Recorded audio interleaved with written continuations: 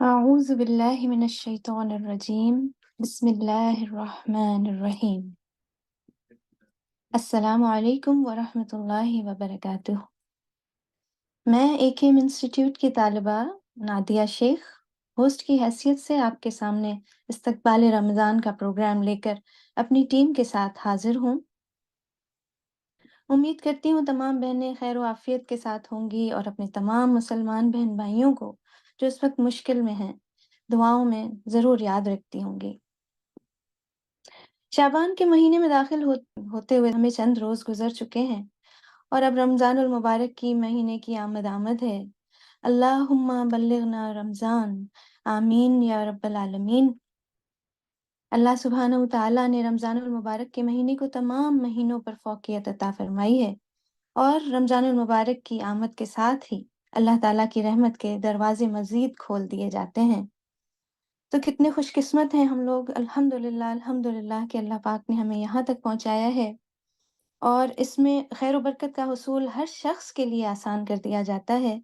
تو حضرت ابو ہریرہ رضی اللہ تعالیٰ عنہ فرماتے ہیں، جب ماہ رمضان کی پہلی رات آتی ہے تو شیطان اور سرکش جن جکڑ دیے جاتے ہیں، جہنم کے دروازے بند کر دیے جاتے ہیں، ان میں سے کوئی بھی دروازہ کھلا نہیں رکھا جاتا اور جنت کے دروازے کھول دیے جاتے ہیں، ان میں سے کوئی بھی دروازہ بند نہیں کیا جاتا۔ پکارنے والا پکارتا ہے، اے خیر کے طلبگار آگے بڑھ، اور شر کے طلبگار رک جا، اور اللہ کے بہت سے بندے آگ سے آزاد کیے جاتے ہیں۔ اور ایسا رمضان کی ہر رات کو ہوتا ہے۔ تو یہ تو تھی آسمان پر رمضان المبارک کے استقبال کی ایک جھلک۔ مزید جاننے کے لیے پروگرام کا باقاعدہ آغاز کرتے ہیں اللہ سبحانہ وتعالیٰ کی بابرکت کلام سے، جو رمضان المبارک کی ایک رات کو 7ویں آسمان سے پہلے آسمان پر نازل کیا گیا اور پھر 23 سال کے عرصے میں نبی کریم صلی اللہ علیہ وآلہ وسلم کے قلب مبارک پر حضرت جبریل علیہ السلام کے ذریعے نازل ہوا۔ تو میں سب سے پہلے اپنی بہت پیاری ساتھی اور بہت پیاری دوست، بہت پیاری بہن مس روبی مدینے والی، جو کہ اے کے ایم انسٹیٹیوٹ کی طالبہ ہیں، ان کو دعوت دوں گی کہ وہ آئیں اور پروگرام کا آغاز کلام پاک سے سٹارٹ کریں۔ روبی۔ جزاک اللہ خیر۔ السلام علیکم ورحمۃ اللہ وبرکاتہ۔ تلاوت قرآن پاک سے آغاز کرتے ہیں باقاعدہ۔ اعوذ باللہ من الشیطان الرجیم، بسم اللہ الرحمن الرحیم۔ شہر رمضان الذی انزل فیہ القرآن ہدی للناس وبینات من الہدی والفرقان فمن شہد منکم الشہر فلیصمہ۔ صدق اللہ العظیم۔ شروع اللہ کے نام سے جو نہایت مہربان اور بڑا کرم کرنے والا، نہایت رحیم ہے۔ اللہ کے نام کی برکات ہیں کہ ہم تعوذ اور تسمیہ پڑھتے ہیں، اور ترجمہ، میں اللہ پاک کی پناہ میں آتا ہوں شیطان مردود کے شر سے، اور شروع اللہ کے نام سے جو بڑا مہربان اور نہایت رحم کرنے والا ہے۔ رمضان وہ مہینہ ہے جس میں قرآن نازل کیا گیا، جو انسانوں کے لیے سراسر ہدایت ہے اور ایسی واضح تعلیمات پر مشتمل ہے جو راہ راست دکھانے والی اور حق و باطل کا فرق کھول کر رکھ دینے والی ہیں۔ لہٰذا آپ میں سے جو کوئی اس مہینے کو پا لے، اس کو لازم ہے کہ اس کے پورے مہینے کے روزے رکھے۔ آمین ثم آمین۔ جزاک اللہ خیر۔ ویا کی سبحان اللہ، ماشاء اللہ روبی جی، بہت پیاری قرأت اور جزاک اللہ خیر۔ میں بس تھوڑا سا ایک چھوٹا سا کچھ ایک اور پوائنٹ ایڈ کروں گی، اس کے بعد میں دعوت دوں گی استاذہ ام طاہا کو، کہ نبی کریم صلی اللہ علیہ وآلہ وسلم شعبان میں رمضان جیسا رنگ اختیار کر لیتے تھے، یعنی نفلی روزوں اور نبی کریم صلی اللہ علیہ نفلی روزوں کا بہت زیادہ اہتمام فرماتے تھے، اور نبی کریم صلی اللہ علیہ وآلہ وسلم نے صحابہ کرام کو تنبیہ یا واعظ فرمایا تو اس کے لیے میں دعوت دوں گی استاذہ طاہا کو کہ وہ آئیں اور اس پر روشنی ڈالیں اور ہمیں اس کی برکتوں سے مزید آگاہ کریں۔ استاذہ۔ السلام علیکم ورحمۃ اللہ وبرکاتہ۔ الحمد للہ، اللہ کا بڑا کرم اور احسان ہے کہ اللہ نے ہمیں یہ مہلت دی کہ اب ہم شعبان کے اس مہینے میں رمضان کی تیاریوں میں مصروف ہیں، اور یہ خوشی کا بہت موقع ہے کہ جتنی بڑی کوئی تقریب ہوتی ہے اس کی تیاریوں میں ہم چاہے کتنا ہی تھک رہے ہوں لیکن ہم خوشی محسوس کرتے ہیں۔ تو آج کے اس پروگرام کا اصل مقصد ہی کیا ہے کہ ہم استقبال رمضان، یعنی اس کی جو ہے رمضان کا جو ہے وہ کیسے ویلکم کریں، اس کی تیاریاں کیسے کریں، اور جتنی تیاری ہوتی ہے پروگرام کوئی بھی ہو، جیسے ابھی اس پروگرام میں بھی ہم سب کچھ تیاری کر کر داخل ہوئے، تو جتنے بہترین تیاریوں کی پروگرام اتنا ہی اسموتھ اور بڑا اچھا جو ہے وہ آپ کے سامنے پیش کیا جائے گا۔ تو یہ سب مثالیں آپ کے سامنے اس لیے رکھ رہے ہیں کہ رمضان کی اہمیت جو ہے، کیونکہ بار بار ہم جو ہے الحمدللہ اتنی زندگی گزر گئی اور اتنے رمضان ہم دیکھ چکے ہیں، تو رمضان اور یہ جو ہے مہینہ، اس کے اوپر ہم غور کرتے ہیں، اس کے لغوی اور اصطلاحی معنوں کے اوپر غور کرتے ہیں تاکہ ہمیں پتہ چلے کہ رمض کیا ہے، رمضان کیا ہے، اس کو صوم جو کہا گیا ہے۔ تو قرآن میں جو ہے اللہ رب العالمین نے اس کی اہمیت کو جو بیان کیا ہے تو کس لیے ہے، اس کی حکمت کیا ہے، اس کی مصلحت کیا ہے، اس سے فائدہ کیا ہوگا، اللہ تعالیٰ بھوکا اور پیاسا میں رکھ کر ہم سے جو ہے وہ کیا چاہتے ہیں۔ تو اب صوم کیا ہے، یہ جو ہے رمضان کا مہینہ کیا ہے، تو صوم دراصل ہے رک جانے، تھم جانے، ٹھہر جانے، اللہ کے احکام کے مقابلے میں خواہش نفس کو دبانے کا نام ہے۔ یہ صرف چند گھنٹے کا نہیں ہے کہ ہم نے کہا کہ ایک مہینہ ہے اور اس کے چند گھڑیاں جو ہیں وہ اس میں ہم نے گزارنا ہے، یہ چند گھنٹے نہیں، ساری زندگی ہم نے اپنے نفس کو احکام الہی کا پابند بنانے کا، وقتی طور پر جائز امور کو چھوڑنا ہی مطلوب نہیں، بلکہ اس مہینے میں ہمیں ٹریننگ دی جاتی ہے کہ پوری زندگی ناجائز امور کو چھوڑنا جو ہے یہ صوم ہے۔ تو ابھی ہم جائز چیزیں چھوڑ دیں گے اور اس کے بعد کیا ہوگا کہ آگے زندگی کے اندر جو کچھ ناجائز ہے، جو کچھ اللہ کی نافرمانی والے عمل ہیں، ان سب کو چھوڑنا ہے۔ پھر یہ کیا ہے، یہ صوم جو ہے یہ مسلمانوں کے اندر خوف خدا پیدا کرنے کا، اپنے اندر کے احساس اور انسان کو جگانے کا، انسان کی حیوانیت کو تابع داری کا خوگر بنانے کا، اندر کے شیطان کو پابند سلاسل کرنے کا، خلوت اور جلوت میں اس کے حاضر اور ناظر ہونے کے پہرے بٹھانے کا، گناہوں کی طرف اٹھے ہوئے قدموں کو روک لینے کا، اپنی زبان کو تقوی کی لگام دینے کا، گناہوں سے لدی ہوئی گٹھیوں کو اتار پھینکنے کا، نافرمانیوں سے لتڑی ہوئی روح کا تزکیہ کرنے کا، دلوں کے اندر ندامتوں کا طوفان کھڑا کرنے کا۔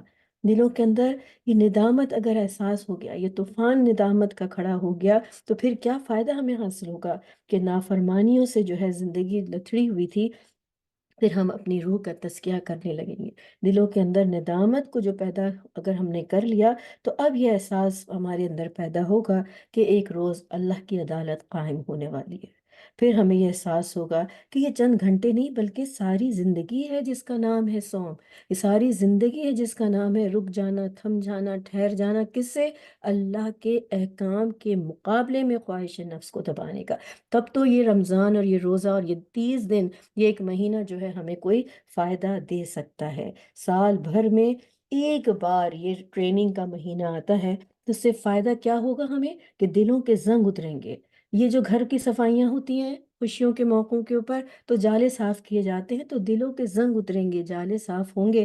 رات کے سکوت اور تنہائی کے لمحات میں ہمیں اپنے رب سے قربت حاصل ہونے کا مہینہ ہے، اپنے رب کو دل کی گہرائیوں سے پکارنے کا کہ یا خالق، یا مالک، یا اللہ ارحمنا، یا اللہ رحم فرما۔ اس دنیا پہ بھی اور آخرت پہ بھی یہ وہ مہینہ آ رہا ہے کہ یا رحیم، یا کریم، یا اللہ اکرمنا، ہم پر کرم فرما دے، یا مجیر، یا مجیر، یا اللہ اجرنا من النار۔ یہ رات کی تاریکیوں میں آنسو بہانے کا، لڑکھڑاتے ڈگمگاتے قدموں کو پختگی دینے کا، یہ صرف چند گھنٹے نہیں بلکہ ساری زندگی دل کی گہرائیوں سے رب کو چاہنے کا مہینہ ہے۔ اس میں یہ ٹریننگ حاصل کرنے کا ہے کہ دل کی دھڑکنوں سے شکر گزار ہونے کا، رضا الہی کو مقصد بنانے کا، قرآن کے مطابق زندگی سنوارنے کا، عملی اعتراف ہے، نعمت قرآن پر شکر گزار ہونے کا، برستے ہوئے خزانوں سے جھولیاں بھرنے کا، بلندی درجات، نفس مطمئنہ بننے کا، اور صرف چند گھنٹے نہیں، ساری زندگی آخرت کو متاع دنیا پر ترجیح دینے کا نام ہے یہ مہینہ صوم اور یہ رمضان۔ اس میں جو ہے کیا ہمیں حاصل ہوگا، اور آپ صلی اللہ علیہ وآلہ وسلم کس طرح صحابہ اکرام کو، آپ دیکھیں ان کا ایمان جس کی تعریف قرآن مجید میں اللہ تعالیٰ نے فرمائی، اور ان کے ایمان کو ہمارے ایمان کے لیے کسوٹی بنا دیا، اور کہ ایسا ایمان ہوگا تو وہ ایمان جو ہے تمہارا اللہ تعالیٰ کے یہاں قابل قبول ہوگا۔ پھر بھی آپ صلی اللہ علیہ وسلم شعبان کے مہینے میں کتنا اہتمام جو ہے وہ فرمایا کرتے تھے، کتنے روزوں کی کثرت ہے، اور صحابہ کرام کو بٹھا کر ان کو اس مہینے کی اہمیت جو ہے وہ بیان کیا کرتے تھے، تاکہ کوئی عمل جو ہے وہ رہ نہ جائے، کسی چیز کی کوئی اہمیت اگر نظروں میں کمی ہو گئی تو ایسا نہ ہو کہ کہیں کوئی امت کا فرد جو ہے وہ محروم نہ رہ جائے۔ اور پھر سوچئے ابھی ہم اس بات کو آگے لے کر چلیں، اور ہمیں سوچنا ہے، ہمیں فکر کرنا ہے کہ ایسا نہ ہو کہ اللہ نہ کرے ہمارا نام ان بد نصیبوں میں آ جائے جس نے رحمت سے کہا کہ لوٹ جاؤ، یہ رحمت کا مہینہ آ رہا ہے، اور کہیں ہم کوئی بہانے کر کر، یا ہم سستی اور کاہلی یا ایمان کی کمزوری اب بھی موجود ہو اور ہم اس سے رحمتیں سمیٹنے والے نہ بن سکیں۔ پھر سوچئے کہ اگر اگلے برس یہ مبارک مہینہ آئے اور یہ مہمان آئے اور ہمیں نہ پائے، ہم نے کیسے سوچ لیا کہ ہمیشہ ہی رمضان ہمیں ملے گا؟ ہمیں تو آج بھی یقین نہیں کہ یہ رمضان المبارک کا مہینے تک ہم پہنچ سکیں گے کہ نہیں۔ اس لیے رسول اللہ صلی اللہ علیہ وسلم رجب سے شعبان اور رمضان تک پہنچنے کی دعائیں کثرت سے مانگا کرتے تھے۔ تو ابھی بھی ہمارے لیے یہ عمل ہونا چاہیے ہے کہ ایسا نہ ہو کہ ہم کسی بھی نعمت سے جو ہے وہ محروم رہ جائیں۔ تو اپنے اندر عبادت کا شوق پیدا کرنا ہے، ہم نے خشوع اور خضوع پیدا کرنا ہے، اپنے اخلاق اور معاملات بہتر بنانے کی کوشش کرنا ہے، اپنی سیرت اور کردار کی تعمیر کرنا ہے اس مہینے کے اندر انشاءاللہ تعالی۔ اور یہ سب چیزیں کیسے ہو سکتی ہیں؟ کیونکہ جہنم کی طرف لے جانے والے کام کیا ہیں اور جنت کی طرف اور ہدایت کے راستے کس طرف ہیں، یہ سب سوچنا ہے ہم نے۔ اور یہ سب چیزیں رمضان المبارک کی برکتیں جو ہمیں حاصل ہوئی ہیں، وہ رمضان المبارک کی برکت قرآن مجید کے نزول کی وجہ سے ہوئی۔ اور قرآن مجید کا نزول کس لیے ہوا؟ تاکہ انسانیت کو جو ہے اللہ تعالیٰ رحمت سے اور ہدایت سے جو ہے وہ سرفراز کر سکے۔ تو یہ مہینہ اس کی ساری رحمتیں اور برکتوں کا جو ہے نزول کی اصل وجہ قرآن مجید کا نزول ہے۔ تو ہم نے انشاءاللہ تعالیٰ یہ سفر جو ہے شروع کرنا ہے اور اس کی تیاریاں کرنا ہے۔ تو آج سب سے پہلے جس طرح سے بات کی کہ شعبان کے مہینے میں رسول اللہ صلی اللہ علیہ وسلم صحابہ کرام کو لے کر اس کی جو ہے اہمیت اور فضیلت جو ہے وہ بیان کیا کرتے تھے، اور اس کے راوی ہیں حضرت سلمان فارسی رضی اللہ تعالیٰ عنہ۔ تو میں یہاں صرف اتنی سی بات آپ کے لیے چھوڑ دوں گی کہ آپ ذرا حضرت سلمان فارسی رضی اللہ تعالیٰ عنہ کے بارے میں جو ہے ضرور مطالعہ کیجئے کہ آپ کہاں سے اور کیسے جو ہے وہ مدینہ تک پہنچے تھے۔ تو اس سے آپ کو ایک فائدہ یہ بھی ہوگا کہ آپ کو حکمتیں اور مصلحتیں جو ہیں زندگی کی وہ بھی سمجھ میں آنے لگیں گی کہ وہ آتش پرست قوم سے نکلے اور کہاں سے تکلیفیں اٹھاتے ہوئے، اور آپ صلی اللہ علیہ وسلم تک پہنچنے کے لیے انہیں راستے میں اور زندگی میں کیسی تکالیف جو ہے اٹھانا پڑی کہ آپ پہنچنا چاہتے تھے رسول اللہ صلی اللہ علیہ وسلم تک، اور اللہ تعالیٰ نے اسباب ایسے بنا دیے جو ظاہری طور پر بڑے تکلیف دیتے۔ تو یہ آپ کے لیے تھوڑا سا میں جو ہوں سبق آپ کے لیے چھوڑتی جا رہی ہوں کہ ضرور پڑھیے گا۔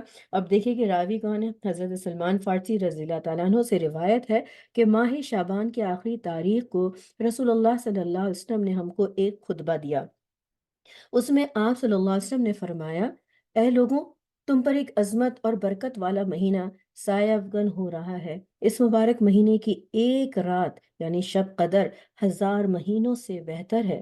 اس مہینے کے روزے اللہ تعالیٰ نے فرض کیے ہیں، اور اس کی راتوں میں بارگاہ خداوندی میں کھڑا ہونا یعنی نماز تراویح پڑھنے کو نفل عبادت مقرر کیا ہے، جس کا بہت بڑا ثواب ہے۔ جو شخص اس مہینے میں اللہ کی رضا اور اس کا قرب حاصل کرنے کے لیے کوئی غیر فرض عبادت یعنی فرض تو پڑھتے ہیں، سنت یا نفل ادا کرے گا تو اس کو دوسرے زمانے کے فرضوں کے برابر ثواب ملے گا۔ اس مہینے میں فرض ادا کرنے کا ثواب دوسرے زمانے کے 70 فرضوں کے برابر ہے۔ یہ صبر کا مہینہ ہے، اور صبر کا بدلہ جنت ہے۔ یہ ہمدردی غمخواری کا مہینہ ہے، اور یہی وہ مہینہ ہے جس میں مومن بندوں کے رزق میں اضافہ کیا جاتا ہے۔ جس نے اس مہینے میں کسی روزے دار کو اللہ کی رضا اور ثواب حاصل کرنے کے لیے افطار کرایا، اس کے لیے گناہوں کی مغفرت اور آتش دوزخ سے آزادی کا ذریعہ ہوگا، اور اس کو روزے دار کے برابر ثواب دیا جائے گا۔ بغیر اس کے کہ روزے دار کے ثواب میں کوئی کمی کی جائے۔ آپ صلی اللہ علیہ وسلم سے عرض کیا گیا کہ یا رسول اللہ صلی اللہ علیہ وسلم، ہم میں سے ہر ایک کو تو افطار کرانے کا سامان میسر نہیں ہوتا، یعنی کہ ہم تو اتنے غریب ہیں، تو ہم اس عظیم ثواب سے محروم رہ جائیں گے۔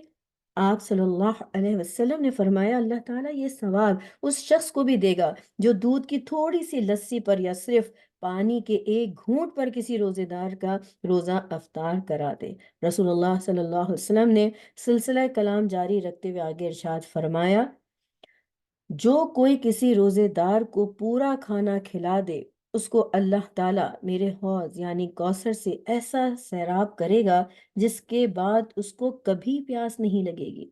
کتنی بڑی جو ہے وہ نعمت اور رحمت ہے اس وقت ہمیں حاصل ہو رہی ہے کہ ہم اس وقت جو ہے ہر طرف خیر کی جو ہے وہ دروازے کھلے ہوئے ہیں اور ذرائع بھی جو ہے وہ آپ کے سامنے موجود ہیں کہ آپ اگر کہیں راشن کا انتظام ہو رہا ہے تو اس میں اگر اپنے پیسے لگا دیں اور وہ روزے دار کہ ایک پورے مہینے کا راشن اگر آپ کسی غریب کے گھر میں ڈال دیں تو آپ سوچیے کہ آپ صلی اللہ علیہ وسلم نے کیا فرمایا کہ میرے حوض یعنی کوثر سے ایسا سیراب کرے گا جس کے بعد اس کو کبھی پیاس نہیں لگے گی۔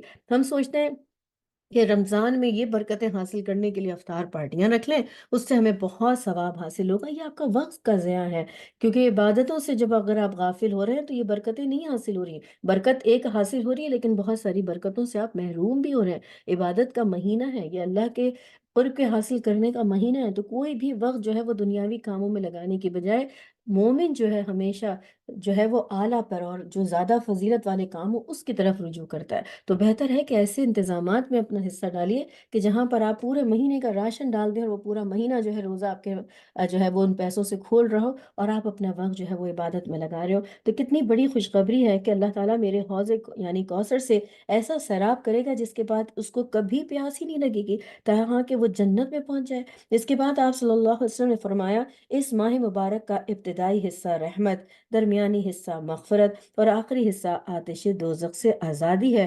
پھر آپ نے فرمایا جو آدمی اس مہینے میں اپنے غلام اور خادم کے کام میں تخفیف اور کمی کرے اللہ تعالیٰ اس کی مغفرت فرما دیں گے اور اس کو دوزخ سے رہائی جو ہے اس کی جو ہے آزادی جو ہے اس کو حاصل ہوگی۔ یہ بحقی فی شعب الایمان میں جو ہے یہ حدیث روایت کی گئی ہے۔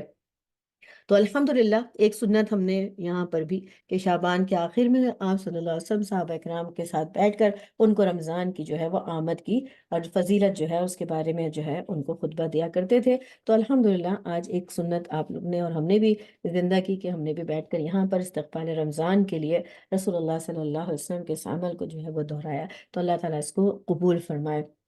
اب دیکھیں کہ آپ نے بھی جو تلاوت سنی کہ شہر رمضان الذی انزل فیہ القرآن، تو اس میں آپ کو کیا بات سمجھ میں آئی اور کیا پتہ چلا؟ ابھی جو میں نے حدیث مبارکہ پڑھی کیونکہ میں نے اردو میں پڑھی ہے تو بہت سارے الفاظ جو ہیں وہ آپ کو عربی کے تو سامنے نہیں آئے، لیکن اس میں رمضان کی اہمیت اور فضیلت جو ہے اس حدیث سے بھی جو ہمیں پتہ چلتی ہے کہ آپ صلی اللہ علیہ وسلم نے کیا فرمایا کہ یہ شہر المبارک ہے، شہر عظیم ہے، شہر الصبر ہے، شہر المواسات ہے۔ تو کسی بھی جو ہے عرب کلچر کے اندر جو بہت عزت کے مقام ہوتے تھے یا لوگ ہوتے تھے، عظمت والی چیزیں ہوتی تھیں، ان کے کئی نام ہوتے تھے، تو حدیث مبارکہ سے ہمیں اس کے کئی نام بھی جو ہے وہ معلوم ہوئے، تو اس سے بھی ہمیں اس کی اہمیت جو ہے وہ واضح ہوتی ہے۔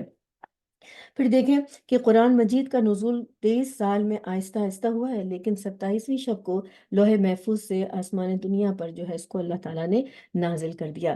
اب یہاں پر رمضان اور قرآن ابھی ہمارے سامنے یہ دونوں چیزیں ساتھ ساتھ ہیں۔ رمضان میں ہم روزے رکھ رہے ہیں کس لیے؟ اس لیے کہ اس مہینے میں قرآن مجید کا نزول ہوا۔ تو قرآن اور رمضان کی کوئی مشترکہ خصوصیت ہے، اس کا کوئی خاص تعلق ہے؟ تو اب ہم ذرا اس کے اوپر نظر ڈالیں اور دیکھیں کہ اس کے اندر کیا خصوصیت جو ہے وہ ہمیں ساتھ ساتھ نظر آتی ہے۔ تو قرآن کے لیے اللہ تعالیٰ قرآن مجید میں کیا فرما رہے ہیں؟ یا ایہا الذین آمنوا کتب علیکم الصیام کما کتب علی الذین من قبلکم لعلکم تتقون۔ تو یہاں پر اصل چیز جو چیز ہمارے سامنے آئی وہ کیا ہے کہ تمہارے اوپر روزے فرض کیے گئے جیسے تم سے پہلے لوگوں پر فرض کیے گئے تھے، لعلکم تتقون، تاکہ تم تقوی اختیار کر سکو۔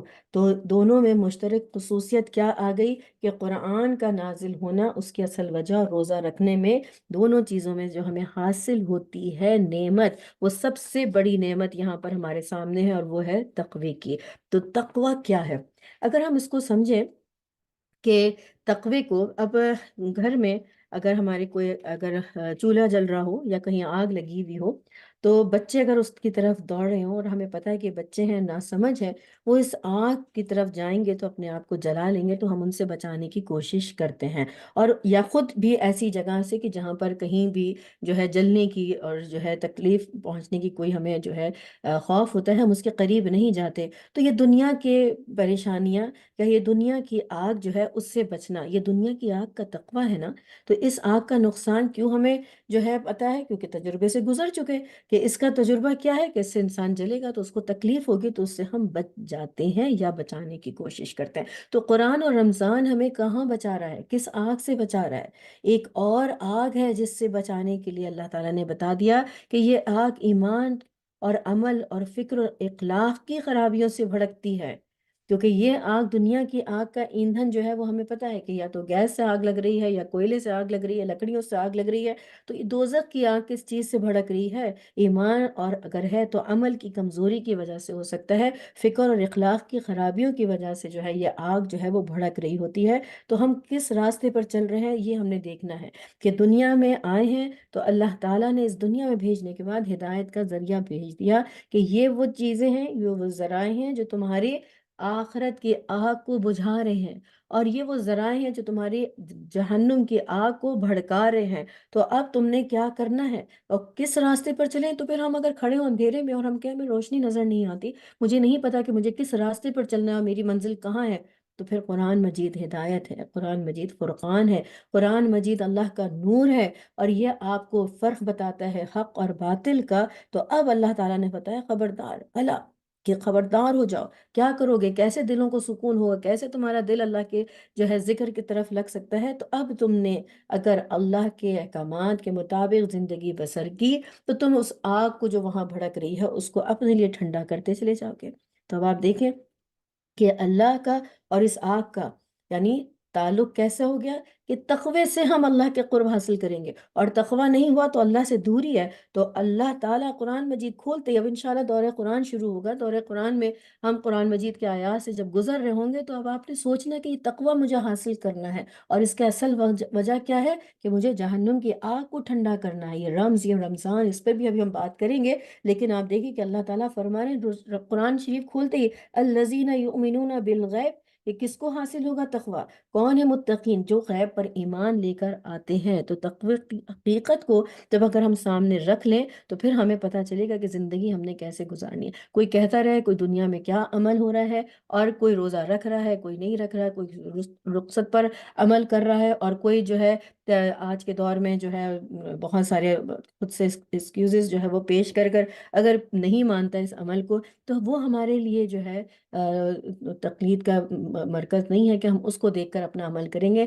قرآن کے اندر احکامات کو اور حدیث کو دیکھ کر کہ آپ صلی اللہ علیہ وسلم نے پورے قرآن پر عمل کر کے دکھایا، تو ہم نے اس قرآن سے اپنے لیے اس کو مشعل راہ بنانا ہے۔ تو تقوی، متقی کون ہے؟ جو غیبی امور پر ایمان لاتے ہیں، جو ان باتوں کو مان لے کہ اس کے لیے ایک ہی راستہ ہے اور اسی کے لیے اس نے اپنا تن من دھن سب کچھ لگا دینا ہے۔ تو دنیا میں تو لگا دیا، لیکن اب ہم نے آخرت کی تیاری کرنا ہے۔ اب ہمیں اللہ تعالیٰ نے پھر ایک رمضان، پھر مہینہ ہمیں انشاءاللہ خیر و عافیت کے ساتھ، ایمان اور صحت کے ساتھ اللہ تعالیٰ اس مہینے تک ہمیں پہنچائے۔ تو کامیابی کا جو کنجی کامیابی کی ہے وہ کیا ہے؟ یہ تقوی ہے۔ وہ تقوی ہے جو اللہ تعالیٰ نے قرآن مجید کے آغاز میں بیان کر دیا کہ غیب پر ایمان لاؤ۔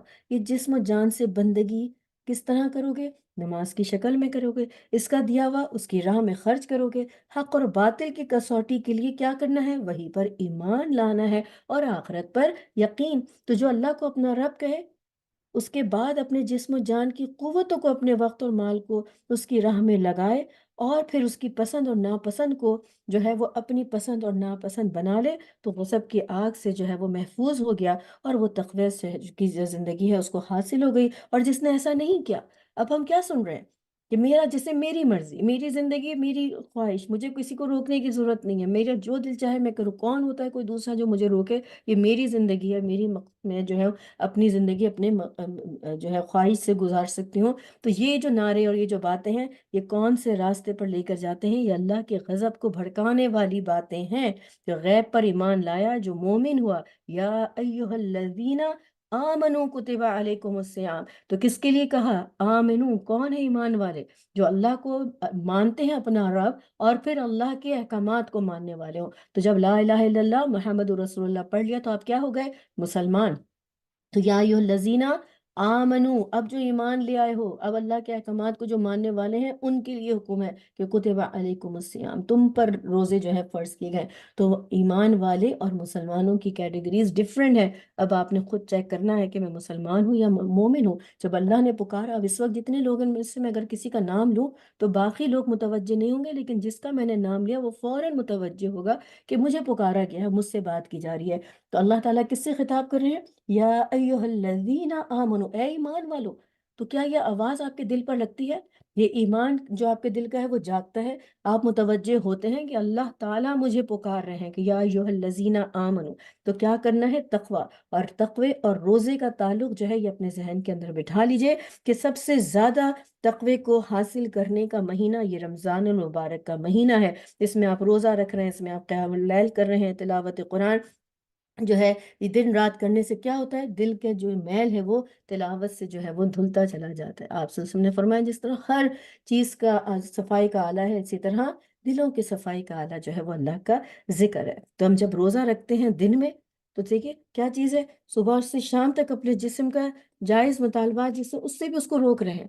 भूख प्यास जैसे मुतालबात तक को पूरा करने के लिए अल्लाह की रजा के खातिर हम रुक गए। जब आपने अच्छी तरह ये 30 दिन के रोजे या 29 दिन के रोजे अगर रख लिए, जिसका रमजान अच्छा गुजरा, उसके लिए खुशखबरी है कि आने वाले 11 महीने उसके बेहतरीन गुजरते हैं। और जिसका रमजान बेतरतीब गुजरा, उसके आगे आने वाले 11 महीने भी बेतरतीब गुजरते हैं।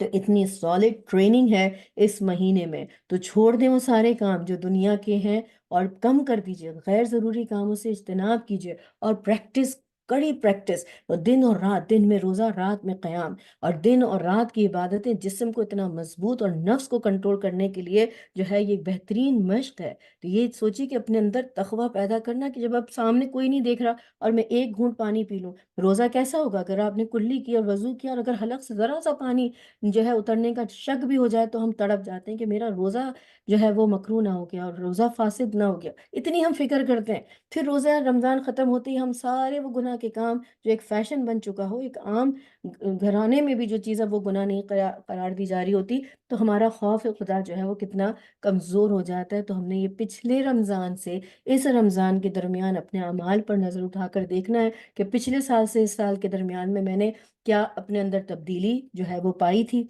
और अब मज़ीद मुझे अपने अंदर क्या तब्दीली जो है वो पैदा करनी है, और इससे पहले जो कमज़ोरी रह गई इस दफ़ा मुझे उससे बेहतर करना है। अगर पिछले साल हमने दौरा कुरान किया था और कुछ सिपारे किए और कुछ नहीं किए, और कभी नींद गालिब आ गई और कभी जो है हमने सिर्फ सुना और कभी उस पर तवज्जो नहीं दी, तो फिर अल्लाह अगर हमें मौका इंशाल्लाह अल्लाह ताला अता फरमाए तो हमने क्या करना है? मज़ीद जो है अपने सब्र, सबसे बड़ा ये महीना सब्र का है ना, तो सब्र के बगैर तो हम 2 घंटे बैठ के दौरा कुरान सुन भी नहीं सकते। तो उस सब्र को और इस्तिकामत को और अल्लाह से ताल्लुक़ की मजबूती और जिक्र को अपने दिल के जो है अंदर कैसे जज्ब करना है कि ये मैं अगर 2 घंटे बैठ कर अगर कंटिन्यूअस दौरा कुरान सुन सकती हूँ, तो इसका मतलब मेरे अंदर सब्र की क्वालिटी पैदा हो रही है, और मेरे अंदर एब्जॉर्ब करने की, अल्लाह के इस नूर को एब्जॉर्ब करने की क्वालिटी मेरे दिल के अंदर पैदा हो रही है। और अब मेरे अंदर एक नूर जो है वो कायम हो रहा है, क्योंकि नूर क्या है? आप देखिए उसको झुलसा देने वाली, अभी जो है गुनाहों को झुलसा देना। अब अगर हम जरा देखते हैं रम्ज और रमज़ान का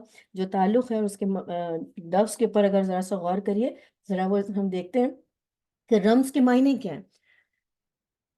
रम्ज जो है रमज़ान, ठीक है, हमने अभी कहा सौम भी इसको कहा, रमज़ान का महीना है, तो रमज़ान के महीने में रम्ज से मुराद जो है वो तपिश है, गर्मी है। इसका मादा जो है वो रा मीम और ज़ाद, और इसके मायने होते हैं झुलसा देना भी, बहुत शिद्दत। तो गर्मी के महीने में ये रमज़ान का महीना जब आया तो बहुत गर्मी थी उस महीने में, तो उसको रमज़ान कहा गया। लेकिन उससे लुग़वी मायने भी, और जो है लुगत में इसके क्या मायने हैं, इस्तिलाही मायने क्या है, और इसके जो है हिकमत इस लफ्ज़ के अंदर क्या है। तो ज़रा देखिए कि कोई शख्स अगर बोझ उठाकर चल रहा हो, ठीक है, कोई बोझ उठाकर उससे कहा जाए उससे तेज तेज कदम उठाओ और भागते हुए वहां तक पहुंचो, اور ایک شخص جو بالکل بوجھ نہیں اٹھایا ہوا ہو اور ایک بہت بوجھ کے ساتھ ہو، تو دونوں میں کس طرح کا جو ہے فرق نظر آئے گا کہ جو بوجھ تلے دبا ہوا ہے وہ بہت دیر میں وہاں پہنچے گا، اور جس کے پاس کوئی بوجھ نہیں تھا وہ بہت وقت سے پہلے پہنچ جائے گا۔ تو اب اس مثال سے سمجھیے کہ رمضان کا مہینہ جو ہے یہ کیا ہے؟ شدت کا مہینہ، یعنی گرمی کا مہینہ۔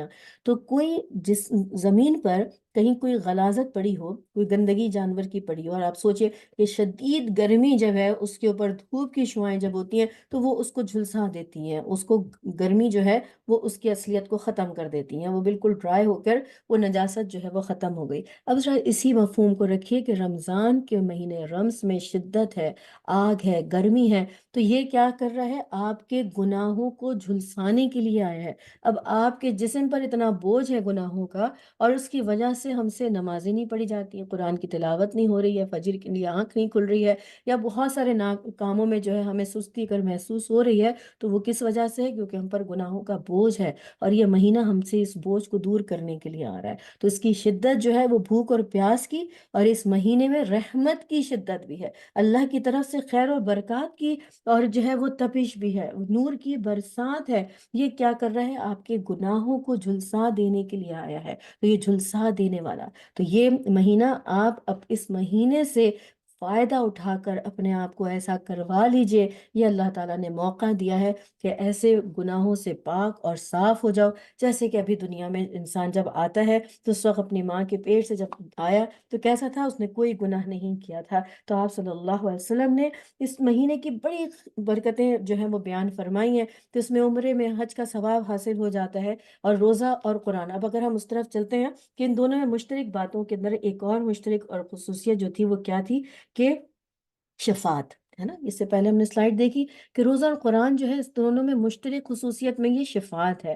حضرت عبداللہ بن عمر رضی اللہ تعالیٰ عنہما سے روایت ہے کہ رسول اللہ صلی اللہ علیہ وسلم نے فرمایا، روزہ اور قرآن دونوں بندے کی سفارش کریں گے، یعنی اس بندے کو جو دن میں روزہ رکھے، رات میں اللہ کے حضور میں کھڑے ہو کر اس کا کلام پاک قرآن مجید پڑھے گا یا سنے گا، روزہ عرض کرے گا، اے میرے پروردگار، میں نے اس بندے کو کھانے پینے، نفس کی خواہش پورا کرنے سے روکے رکھا تھا، آج میری سفارش اس کے حق میں قبول فرما، اور اس کے ساتھ مغفرت اور رحمت کا معاملہ فرما۔ اور قرآن کہے گا کہ میں نے اس کو رات کو سونے اور آرام کرنے سے روکے رکھا تھا، اے اللہ آج اس کے حق میں میری سفارش قبول فرما، اور اس کے ساتھ بخشش اور عنایت کا معاملہ فرما۔ اور کیا ہوگا؟ روزہ اور قرآن دونوں کی سفارش اس بندے کے حق میں قبول فرمائی جائے گی، اور اس کے لیے جنت اور مغفرت کا فیصلہ فرما دیا جائے گا۔ اور پھر دیکھیے کہ دونوں جو ہے سفارش کرنے والے ہوں گے۔ تو اگر ہم نے قرآن کا حق ادا نہ کیا، اور اگر خدا نخواستہ ہم نے رمضان کے روزے جو فرض تھے نہیں کیے، تو پھر یہ دونوں وہاں پر اپنا حق بھی مانگنے کے لیے آئیں گے۔ اور قرآن سب سے زیادہ جھگڑالو ہے کہ وہ اللہ تعالیٰ سے جھگڑا کرے گا کہ سال میں 2 دفعہ قرآن ختم کرنا یہ قرآن کا حق تھا، اگر اس نے قرآن کا حق ادا نہیں کیا تو کیا ہوگا؟ وہ قرآن وہاں پر جھگڑالو ہو کر آئے گا۔ تو ہم کیا چاہتے ہیں کہ یہ ہمارے حق میں سفارش کرے یا ہمارے خلاف کرے؟ یہ دونوں باتیں ہمارے سامنے ہیں۔ تو الحمدللہ اللہ تعالیٰ نے ہمیں موقع دیا ہے، اور ہم ابھی سے اپنی تیاریوں میں لگے ہیں۔ تو آپ سب کا یہاں پر آنا، یہاں پر حاضر ہونا، یہ اس بات کی نشانی ہے، اور اس پر آپ کو خوشی منانا چاہیے کہ اللہ تعالیٰ آپ سے محبت کرتے ہیں اور اپنی محفل میں لا کر بٹھا دیا۔ رمضان کے مہینے میں اللہ تعالیٰ اپنے بندے کو گناہوں سے پاک کرنا چاہتے ہیں۔ وہ جنت جو سارے سال جو سجتی ہے، اور اس وقت پھر مزید اس کو سجایا جا رہا ہوتا ہے، وہ آپ کے لیے اور میرے لیے سج رہی ہے، اور اللہ تعالیٰ چاہتے ہیں کہ میں تمہیں اس جنت کا مستحق بنا دوں۔ اس لیے ایسی محفلوں میں اللہ تعالیٰ نے اس محفل کو سجانا اور اس محفل میں حاضر ہونا ہمارے لیے آسان بنا دیا۔ اب کون ہے جو اس میں سے جو ہے فائدہ اٹھانے والا ہے؟ تو یہاں تک تو اللہ تعالیٰ نے ہمیں لا کر بٹھا دیا۔ اب ہمیں ہاتھ پکڑ کر نہیں چلائیں گے، زبردستی جبرن ہمیں جو ہے ہم سے عبادتیں نہیں کروائیں گے۔ اب ہمارے پر وہ جو ہمیں اشرف المخلوقات بنا کر جو ہمیں عزت دی ہے، وہ اسی لیے ہے کہ اب تمہیں میں نے اختیار دیا ہے کہ تم چاہو تو اس راہ سے، اس مہینے سے، اس گھڑیوں سے فائدہ فائدہ اٹھا لو، اور چاہو تو تم غفلت میں رہ کر اس وقت کو گنوا دو، لیکن یہ اس بات کی گواہی ہے کہ اللہ تعالیٰ آپ سب سے محبت کرتا ہے، اور 70 بار جس پر اپنی رحمت کی نگاہ ڈالتا ہے اس کو اپنی محفل میں لا کر اللہ تعالیٰ بٹھا دیتا ہے۔ تو یہ تو آپ کے لیے خوشخبری اور میرے لیے خوشخبری ہے کہ ہم گناہ گاروں پر بھی اللہ کی رحمت ہے، اور اللہ تعالیٰ نے ہم پر جو ہے وہ 70 بار رحمت کی نگاہ ڈالی ہے، اور اب بھی اللہ تعالیٰ کی رحمت مجھ پر اور آپ پر متوجہ ہے کہ آنے والے وقت میں ابھی سے جو ہے ہم تیاریاں کر لیں۔ آپ دیکھیں کہ رسول اللہ صلی اللہ علیہ وسلم رمضان المبارک میں کیسے عمل کیا کرتے تھے، اور آپ دیکھیں کہ اس وقت میں جو ہے شعبان کے مہینے میں رسول اللہ صلی اللہ علیہ وسلم کا عمل کیا تھا۔ حضرت عائشہ صدیقہ اور رضی اللہ تعالیٰ عنہ سے روایت ہے کہ رسول اللہ صلی اللہ علیہ وسلم کا دستور یعنی نفلی روزوں کے بارے میں یہ تھا کہ آپ کبھی کبھی مسلسل بلا ناغہ روزے رکھنا شروع کرتے، یہاں تک کہ ہمیں خیال ہوتا کہ آپ ناغہ ہی نہیں کریں گے، اور کبھی اس کے برعکس ایسا ہوتا کہ آپ صلی اللہ علیہ وسلم روزے نہ رکھتے اور مسلسل بغیر روزے کے دن گزارتے، یہاں تک کہ ہمیں خیال ہوتا کہ آپ بلا روزے کے ہی رہا کریں گے۔ اور فرماتی ہیں حضرت عائشہ صدیقہ اور رضی اللہ تعالیٰ عنہ، میں نے کبھی نہیں دیکھا کہ رسول اللہ صلی اللہ علیہ وسلم نے رمضان کے علاوہ کسی پورے مہینے کے روزے کسی میں رکھے ہوں، اور میں نے نہیں دیکھا کہ آپ صلی اللہ علیہ وسلم کسی مہینے میں شعبان سے زیادہ نفلی روزے رکھتے ہوں۔ اس حدیث کی بعض روایت میں یہ بھی ہے کہ آپ صلی اللہ علیہ وسلم شعبان کے تقریباً پورے ہی مہینے کے روزے رکھا کرتے تھے، بس آخری دن کے روزے جو ہے آپ صلی اللہ علیہ وسلم نے منع فرمائے تاکہ رمضان کی جو ہے وہ تیاری صحت تندرستی کے ساتھ جو ہے وہ کی جا سکے۔ تو الحمدللہ ابھی ہمارے پاس کچھ دن موجود ہیں، تو ہم اس سنت کو بھی زندہ کر لیں اور نفل کی جو ہے وہ تعداد جو ہے وہ بڑھا لیں، اور انشاءاللہ تعالیٰ نیتیں کر لیں کہ رمضان کے اس مہینے میں آنے سے پہلے جو ہے ہم نے کیا کرنا ہے، اس کی تیاری کے لیے اپنی جو ہے مصروفیت جو ہے اس کو کس طرح سے کم کر سکیں اور اپنے وقت کو فارغ کر سکیں، اور جو ہے زیادہ سے زیادہ جو ہے وہ اللہ کا قرب حاصل کریں۔ اب اس کی روزے کی قدر و قیمت کو ہم دیکھیں کہ انسان جو ہے اللہ تعالیٰ نے اس کو ایسا بنایا ہے کہ وہ فائدے کی طرف لپکتا ہے، تو اسی کی وجہ سے وہ نقصان بھی اٹھا رہا ہے کہ اس نے دنیا میں جو فائدہ دیکھ لیا کہ یہ چیز کا جو ہے فائدہ فوراً ملنے والا ہے، تو اس کے لیے ہم اپنی جان مال تن من دھن اور اپنے گھر کو چھوڑ کر اور ہجرت کر کے کہیں سے کہیں بھی جانے کو تیار ہو جاتے ہیں۔ تو اس بنیاد کے اوپر اب میں آپ کے سامنے روزے کی قدر و قیمت اور اس کی جو ہے وہ اجر اور جزا رکھتی ہوں، تاکہ خواہش ہمارے اندر پیدا ہو سکے کہ ہم زیادہ سے زیادہ اس کا فائدہ اٹھائیں۔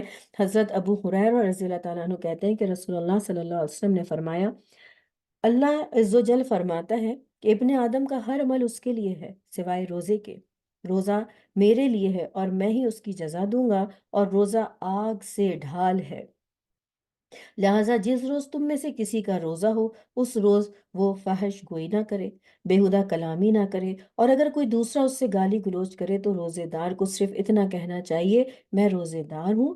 اس ذات کی قسم جس کے ہاتھ میں محمد صلی اللہ علیہ وسلم کی جان ہے، روزے دار کے منہ کی خوشبو قیامت کے دن اللہ تعالیٰ کو مشک کی خوشبو سے بھی زیادہ پسندیدہ ہوگی۔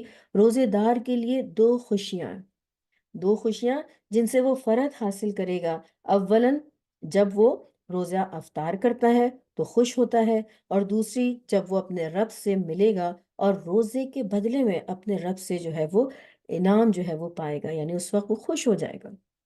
اب دیکھیں کہ حضرت جابر رضی اللہ عنہ سے روایت ہے کہ رسول اللہ صلی اللہ علیہ وسلم نے فرمایا، اللہ تعالیٰ ہر روز افطار کے وقت لوگوں کو جہنم سے آزاد کرتے ہیں، تو کیا اللہ رب العالمین چاہتے ہیں کہ میں اپنے بندے کو جہنم میں ڈالوں؟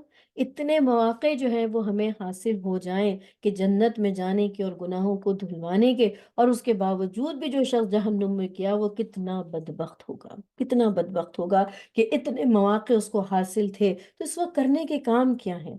ایمان اور احتساب کے ساتھ جو روزہ رکھنے کے لیے رسول اللہ صلی اللہ علیہ وسلم نے ہمیں عمل فرمایا، آپ نے فرمایا، حضرت ابو ہریرہ رضی اللہ تعالیٰ عنہ سے روایت ہے کہ رسول اللہ صلی اللہ علیہ وسلم نے فرمایا کہ جو لوگ رمضان کے روزے ایمان اور احتساب کے ساتھ رکھیں گے ان کے سب گزشتہ گناہ معاف کر دیے جائیں گے، اور ایسے ہی جو لوگ ایمان اور احتساب کے ساتھ رمضان کی راتوں میں تراویح یعنی نوافل تراویح اور تہجد پڑھیں گے ان کے بھی سب پچھلے گناہ معاف کر دیے جائیں گے۔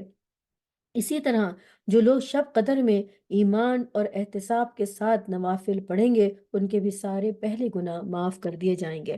تو کیا سمجھ میں آتا ہے؟ ایمان اور احتساب کیا سمجھ میں آ رہا ہے؟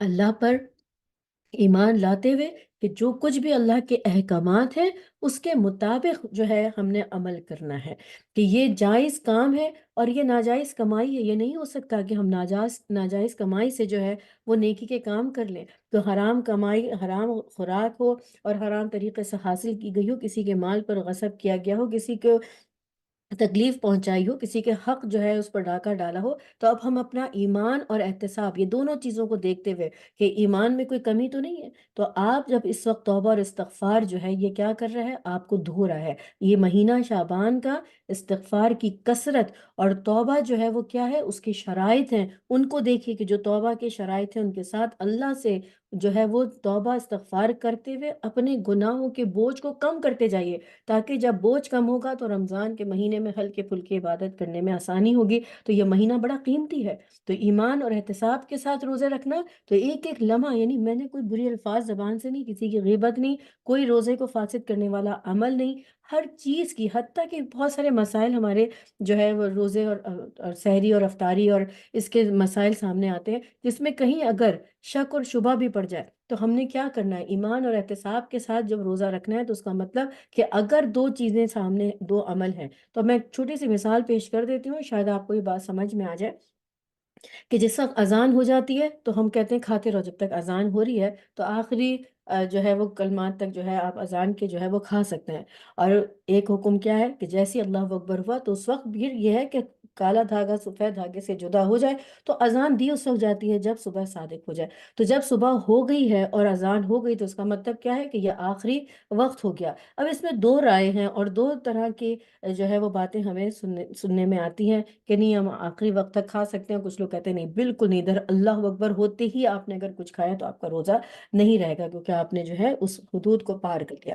اب میں یہاں پر کوئی فقہی مسائل کو ڈسکس نہیں کر رہی، میں ان دونوں باتوں میں سے آپ کو یہ کہہ رہی ہوں کہ ایمان اور احتساب کے ساتھ روزہ رکھنا ہے تو اپنے روزے کی حفاظت بھی کرنی ہے۔ تو اگر آپ نے اذان سے پہلے اپنا جو ہے سحری کو ختم کر لیا تو اس میں کوئی اختلاف ہے، اس میں کوئی شک ہے، اس میں روزہ خراب ہونے کی کوئی بھی کسی نے آپ سے بات کہی نہیں کہی، تو کیوں ہم آخری وقت تک جاتے ہیں، کیوں ہم ڈاؤٹ میں پڑتے ہیں، کیوں ہم جو ہے اپنے روزے کو شک میں ڈالتے ہیں؟ تو بہترین عمل کرنے کی کوشش کیجئے کہ ہم اذان سے پہلے اپنے سحری کو ختم کر لیں، تاکہ ہمارے روزے کے اندر کسی قسم کا بھی کوئی ڈاؤٹ نہ ہو۔ تو بہترین راستہ کیا ہے، جب شک کی کوئی بات آ جائے تو آپ صلی اللہ علیہ وسلم اس شک والی بات کو چھوڑ دیتے تھے۔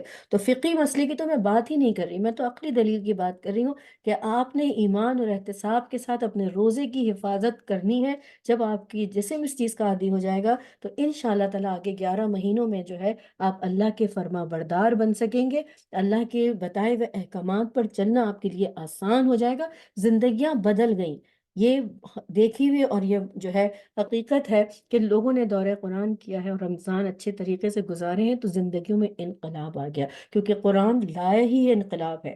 جب قرآن کا نزول ہوا تو جو اسلام کے دشمن تھے وہ کیسے اسلام کے جو ہے حق میں کھڑے ہوئے، ایسا انقلاب، ایسے بڑی جو ہے تبدیلی جو ہے وہ پوری دنیا میں ہمارے سامنے نظر آئی۔ تو اب میں بھی اور آپ بھی اس انقلاب کے لیے تیار ہونے چاہیے ہیں، ہمیں بھی اس کا جو ہے فائدہ کیسے اٹھانا ہے، کیسے قدر کرنا ہے، کیسے ان کے جو ہے دنوں کو اور رات کو جو ہے ہم نے گزارنا ہے۔ تو ایمان اور احتساب کی جو ہے وہ حفاظت کرنی ہے، استغفار اور توبہ کی کثرت کرنی ہے، قرآن کا حق ادا کرنے کی ابھی سے کوشش کرنی ہے کہ ابھی موقع ہے ہمارے پاس۔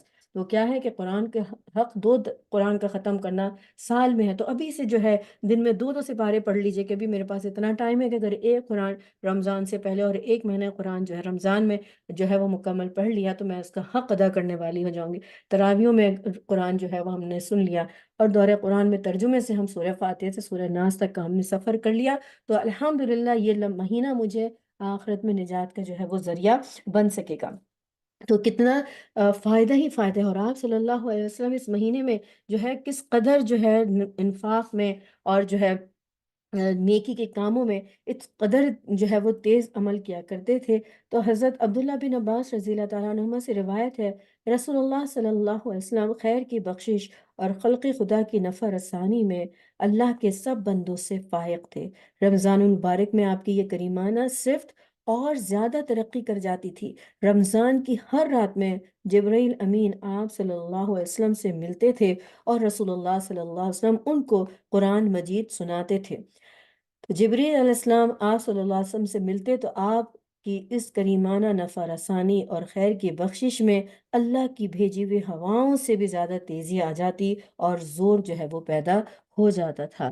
حضرت عبداللہ بن عباس رضی اللہ عنہما بیان کرتے ہیں رسول اللہ صلی اللہ علیہ وسلم کا طریقہ یہ تھا کہ جب رمضان آتا تھا تو آپ صلی اللہ علیہ وسلم ہر اسیر کو رہا کر دیتے تھے اور ہر سائل کو کچھ نہ کچھ دیتے تھے۔ تو یہ مواسات کا مہینہ ہے، اپنے جو ہے مال میں سے بھی، اور اپنے جو ہے ایک دوسرے کی کوئی مدد اور خیر خواہی، اور اگر کوئی آپ کو پتہ ہے کہ کسی کو آپ کی جو ہے ویسی مدد کی ضرورت ہے، گھر کے کسی کام کاج میں ضرورت ہے، کسی کو جو ہے مال سے جو ہے آپ کی مدد کی ضرورت ہے، تو اگر ہم پورے سال میں اپنا یہ حق ادا نہیں کر سکتے تو اس مہینے میں کریں۔ کہ حضرت سلمان فارسی رضی اللہ تعالیٰ عنہ سے روایت ہے کہ ماہ شعبان کی آخری تاریخ کو جو ہم نے بھی پڑھا کہ رسول اللہ صلی اللہ علیہ وسلم نے ہم کو ایک خطبہ دیا، اور اس میں آپ نے فرمایا اے لوگوں، تم پر ایک عظمت اور برکت والا مہینہ سایہ فگن ہو رہا ہے، اور یہ ایک دوسرے کے ساتھ ہمدردی کرنے کا مہینہ ہے۔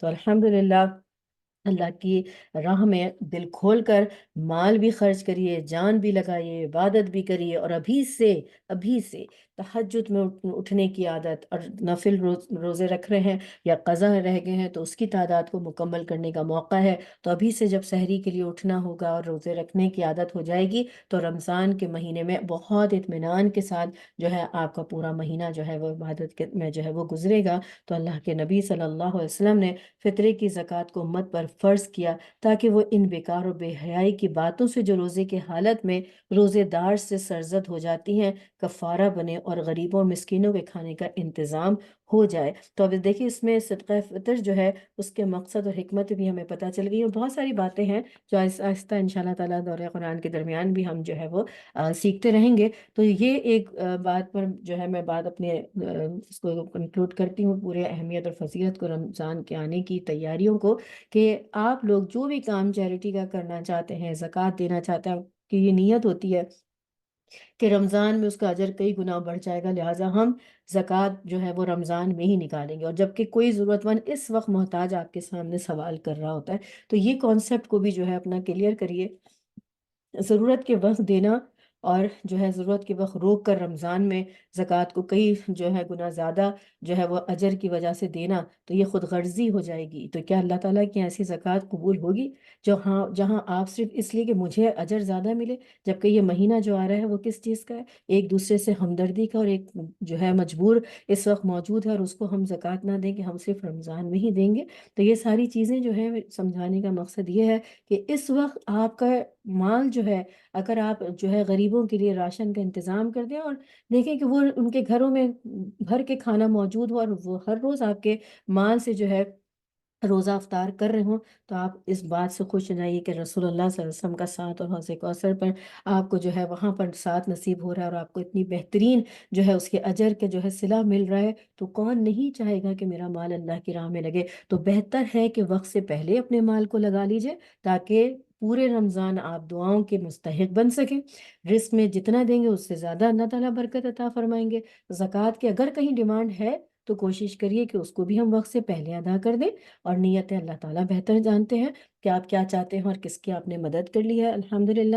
اور ابھی سے توبہ اور استغفار اور زیادہ سے زیادہ انفاق فی سبیل اللہ، اور اس لیے کہ میں جو روزے نہیں بھی رکھے یا رکھے اس میں کمی بیشی ہو گئی اور پچھلی زندگی کے قضا ہیں اور مجھے نہیں یاد ہے، تو وہ بھی جو بھی گناہ میں نے کیے ہیں اور مجھے یاد نہیں ہے، میں نے کسی کا دل دکھایا، جو بھی تھا، میں نے اس وقت اپنا مال اللہ کی راہ میں لگایا اور توبہ اور استغفار کی کثرت کر کے اللہ کو منا لیا، تو انشاءاللہ تعالیٰ امید ہے کہ آگے آنے والے مہینے کے بعد، رمضان کے بعد جب ملتے ہیں تو اس وقت پتہ چلتا ہے کس کے اندر کیا تبدیلی آئی۔ تو اللہ تعالیٰ اس دل کی کیفیت کو جو ایمان والوں کی ہوتی ہے، اور جو ایمان والوں کا ایمان ایک مہینے کے بعد اور بڑھ جاتا ہے، اور وہ مزید اللہ کے نور کے ساتھ جو آخری دنوں میں عشرے جو ہے آخری عشرے میں اعتکاف کرتے ہیں اور نور نور چہروں پر نظر آ رہا ہوتا ہے، اللہ تعالیٰ ان سے بڑھ کر ہمیں یہ نور عطا فرمائے۔ اللہ تعالیٰ ہم سے خیر کے جو ہے وہ کام کروا لیں۔ اللہ تعالیٰ ہمارے گناہوں سے، ہم گناہ کر کر کے تھک چکے ہیں، یا پروردگار ہم جتنی کوشش سے قدم آگے بڑھاتے ہیں شیطان ہمیں 10 قدم پیچھے کر دیتا ہے. پھر بھی میرا رحمان، میرا رب جو ہے اتنا رحمان ہے کہ وہ پھر کہتا ہے پلٹ کر آ جاؤ. جس وقت تمہیں احساس ہو جائے کہ تم نے غلطی کی تھی، تم نے خطا کی تھی، تم نے گناہ کیا تھا، اور اب تمہیں احساس ہے کہ میں نے اپنے رب کی نافرمانی کی تھی، جس وقت تمہیں یہ احساس جاگ جائے، جس وقت تم سچی توبہ کر لو، تم مجھے رحمان اور رحیم پاؤ گے، اور پہلے سے زیادہ قریب پاؤ گے. کتنی بڑی بات ہے نا. جو ہمارا دل دکھا دے، جو ہماری ساتھ کوئی برا کرے، تو ہم کیا کرتے ہیں؟ ہم اس کو کہتے ہیں کبھی معافی نہیں کر سکتے. اور میرا رب کتنا رحمان ہے کہ تم جتنی بھی نافرمانی کر آ جاؤ، کتنے بھی سمندر کے جھاگ کے برابر گناہ لے کر آ جاؤ، اور جس وقت سچی توبہ کرو گے. تو بخاری شریف میں بھی اور حدیث مبارکہ اگر آپ لوگوں نے پڑھی ہو کہ وہ ایک بندے کی جو مثال بیان کی، اس کا جو اونٹ کھو گیا اور وہ بھوکا پیاسا اور موت اس کے قریب تھی، اور اچانک وہ اونٹ کے ملنے سے جو اس کو خوشی ہوتی ہے، تو اللہ رب العالمین اپنے بندے کی توبہ سے ایک مثال سے بیان کیا کہ اللہ تعالیٰ اس طرح جو ہے اپنے بندے کی توبہ سے خوش ہوتا ہے. تو اللہ تعالیٰ مجھے بھی اور آپ کو بھی سچی توبہ کی توفیق عطا فرمائے، اپنے گناہوں پر نادم ہونے کی توفیق عطا فرمائے، اپنی کمزوری کا احساس ہوتے ہوئے اپنے آپ کو اللہ کے سپرد کرنے کی اللہ ہمیں توفیق عطا فرمائے. بار بار ہمیں رمضان المبارک کی رحمتیں اور برکتیں سمیٹنے والا بنائے. اللہ رب العالمین ہمیں اپنے گھر والوں کے لیے، اپنے خاندان والوں کے لیے، اپنے دوست احباب کے لیے، اپنی سوسائٹی کے لیے، اور اپنے معاشرے کے جہاں کا ہم فرد ہیں اس کے لیے خیر اور برکت کا سبب بنائے. جہاں جائیں وہاں اللہ کا پیغام بعمل طریقے سے پہنچانے والے اللہ تعالیٰ ہمیں بنائے. اللہ تعالیٰ اس قرآن کو پڑھنے، سمجھنے اور اس کا حق ادا کرنے والا بنائے، اس پہ غور و فکر تدبر کرنے والا بنائے، اس کی حفاظت کرنے والا بنائے، اور ایسے لوگوں میں ہمارا شمار فرمائے کہ روز محشر جس وقت اللہ تعالیٰ پکارے کہ حامدین کھڑے ہو جائیں، تو اس میں بھی ہمارا شمار ہو کہ ہم اٹھتے بیٹھتے اللہ کی حمد کرنے والے ہوں.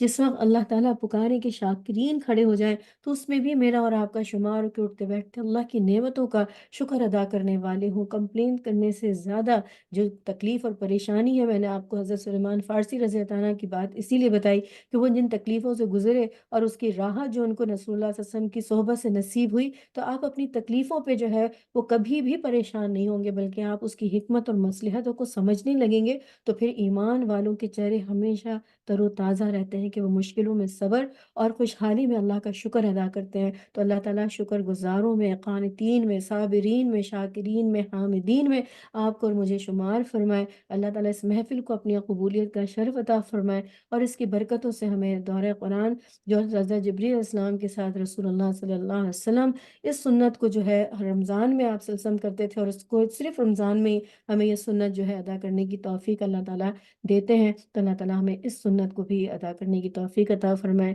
کہ ہم پورا قرآن کا دور کر سکیں، اور ہم قرآن کو سورہ الفاتحہ سے سورہ ناس تک کا سفر طے کر سکیں، اور پوری کوشش کریں کہ ہم کوئی ناغہ نہ کریں، یا تاکہ یہ سنت کا جو عمل ہے، یعنی آپ صلی اللہ علیہ وسلم حضرت جبریل علیہ السلام کے ساتھ دورہ قرآن کرتے تھے، پورا دور کرتے تھے، ہم نے بھی اس سنت کو جو ہے انشاءاللہ تعالیٰ اپنی زندگی میں شامل کرنا ہے، اور یہی موقع صرف رمضان کا ہے. تو اللہ تعالیٰ ہم سب کو کہنے سننے سے زیادہ عمل کی توفیق عطا فرمائے.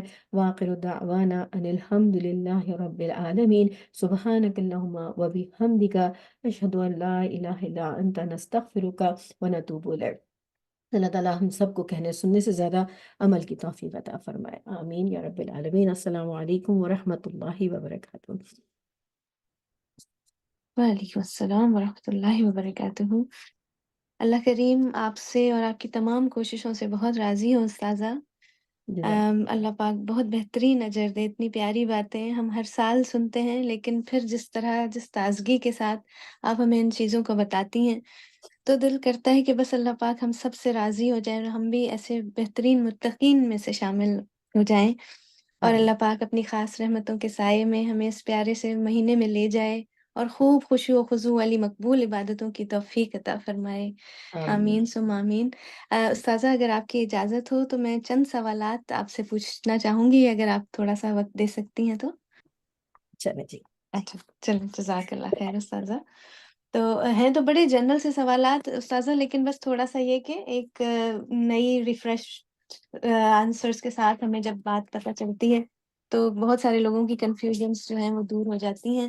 تو میرا پہلا سوال یہ ہے کہ کیا روزے کی حالت میں کبھی کبھی ہمیں کھانا چکھنا پڑ جاتا ہے، تو کیا ایسا کیا جا سکتا ہے؟ ہاں، روزے کی حالت میں دیکھیں، میں آپ لوگوں کو جو ہے فتوے بھی بتا سکتی ہوں، اور جنرل بات آپ لوگوں کی اپنی عقل کے مطابق بھی کہ جو زیادہ سمجھ میں آ سکے.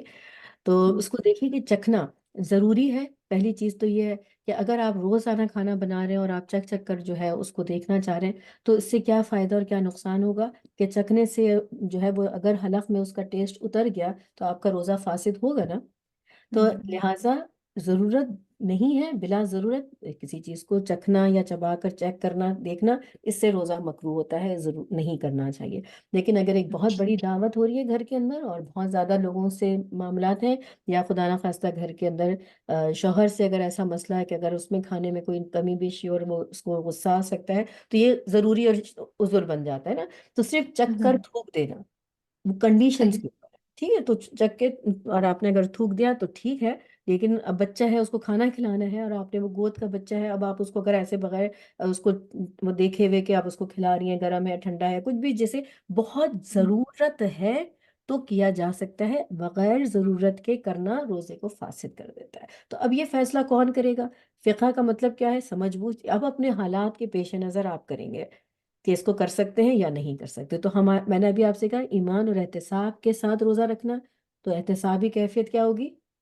خوف ہے نا، تو لہٰذا بلا ضرورت نہ کیا جائے. ٹھیک ٹھیک، بہت بہتر، جزاک اللہ.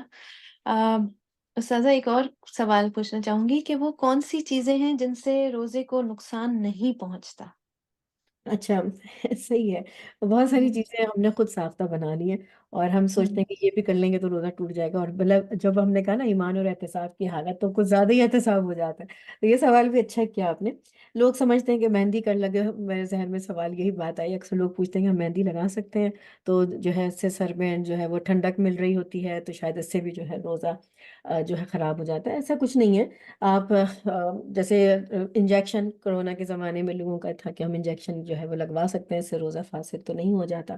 تو ہاں، یہ سارے عمل، جیسے اب آپ نے بال کٹوایا، ڈرپ لگوائی، انجیکشن لگوایا، یہ سب چیزوں سے جو ہے روزہ فاسد نہیں ہوتا، مہندی لگانے سے بھی نہیں ہوتا. لیکن یہ چیز دیکھیے کہ کوئی بھی اس کا رولنگ یہ ہے کہ جو چیز آپ کے حلق سے نیچے اتر کے آپ کے پیٹ تک داخل ہو سکتی ہے نا، تو معدے میں چلی جائے اور آپ کے دماغ پر جس کے کوئی چیز کا اثر ہو، تو جیسے بھاپ لینا ہے، وکس جو آپ نے ناک میں لگا لی، سونگ لیا، تو وہ دماغ تک اس کی جو ہے وہ خوشبو اور چیز پہنچ رہی ہے، تو انہیلر وغیرہ یہ سب روزے کو جو ہے وہ فاسد کر دیتا ہے. تو یہ آپ نہیں کر سکتے. باقی آپ نے انجیکشن لگایا تو وہ آپ کے مسلس میں اور وینس میں جاتا ہے، وہ معدے میں نہیں جا رہا. ہاں، اس کے اندر دوسری چیز یہ ہے کہ اگر آپ جو ہے وہ طاقت کا انجیکشن یا ڈرپ لگا رہے ہیں تاکہ آپ کی کمزوری جو ہے وہ ختم ہو جائے، تو وہ تو جائز نہیں ہے. لیکن دوسری ٹائپ کے جیسے ابھی کرونا کا تھا اور انجیکشن کی ڈیٹ آ گئی، ویکسین کی ڈیٹ آ گئی، تو آپ لگوا سکتے ہیں، تو اس سے روزہ نہیں ٹوٹتا. صحیح، بہت بہتر، جزاک اللہ. اچھا استاذہ، ایک اور سوال کہ مسافر کے لیے روزے کا کیا حکم ہے، اگر آپ اس پر تھوڑی سی روشنی ڈالیں تو. اس پہ تو کسی دن اور زیادہ بھی روشنی ڈالیں گے، کیونکہ اکثر اور بیشتر لوگ سوال کرتے ہیں کہ قصر کب پڑھیں، اور ہمارا ادھر بھی گھر ہے، اب ہم پاکستان جا رہے ہیں، مسافر ہیں، اور وہاں قصر پڑھیں گے کہ نہیں، وہ تو ہمارا اپنا گھر ہے، ہم یہاں رہتے ہیں. یہ بہت ساری چیزوں کو کانسیپٹ جو ہے وہ کلیئر کرنا ہے. مسافر کے لیے جو ہے پہلی چیز تو یہ کہ سفر جو ہے وہ شریعت نے کتنی مسافت کو طے کرنے کے لیے کہا ہے. تو 48 یعنی مائل اور 78 کلومیٹر، یہ جب آپ سفر کرتے ہیں تو یہ شرعی سفر جو ہے اس کے اندر داخل ہو جاتا ہے کہ آپ نے اتنا سفر طے کیا. اب آپ یہاں سے یہ سوچئے کہ اب اس کو خود اپنا فہم، یعنی جس کو کہہ رہی نا کہ وہ آپ کا فہم ہے، اب میں اپنے گھر سے 48 کلومیٹر کی مسافت طے کر کے مسافر ہو گئی، تو اب میں کیا کہوں گی کہ مجھے روزہ نہیں رکھنا کیونکہ میں سفر میں ہوں. تب آپ اس میں یہ کہیں کہ سفر میں روزے کی جو ہے رخصت دی گئی ہے، تو آپ صلی اللہ علیہ وسلم نے فرمایا تو چاہو تو روزہ رکھو، چاہو تو روزہ نہیں رکھو. تو اب یہ 48 کلومیٹر جو ہے، یا سوری مائل اور 78 کلومیٹر کے درمیان آپ کو کوئی مشقت نہیں آ رہی ہے، آپ گاڑی میں ہے، اے سی میں ہے، یا ہر طرح کی سہولت کے ساتھ، تو روزہ رکھنے یعنی چھوڑنے کی ضرورت نہیں ہے.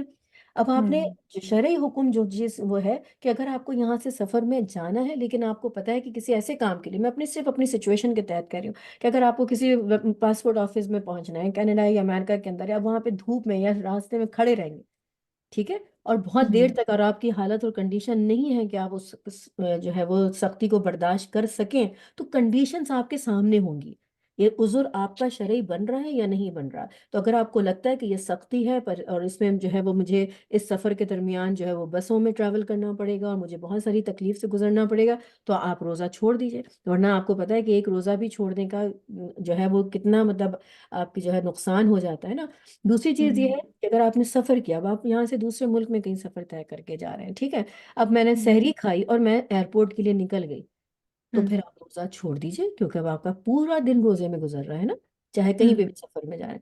لیکن اگر آپ کا 3 بجے، 2:30 4 بجے آپ سفر پہ نکل رہے ہیں اور آپ کہیں کہ میں سفر پہ جا رہا ہوں اس لیے میں نے آج روزہ نہیں رکھا، تو یہ جائز نہیں ہے، کیونکہ آدھا دن تو آپ کا گزر ہی چکا ہے نا، تو وہ تو صحیح. اتنی مشقت میں نہیں آ رہا. تو یہ ساری کنڈیشنز جو ہیں، رخصت ایک طرف ہے اور دوسری طرف اس کی عظمت اور فضیلت بھی روزے کی آپ کے سامنے ہے. تو آپ کو روزہ جو ہے مسافر کے لیے چھوڑنے کا حکم موجود ہے، لیکن اس رخصت سے فائدہ کب اٹھانا ہے اور کب نہیں، یہ فیصلہ پھر آپ خود کریں گے. سمجھ آئی بات؟ صحیح صحیح، بالکل، بہت بہتر، بالکل انشاءاللہ. تو اچھا استاذہ، بس ایک دو سوال اور.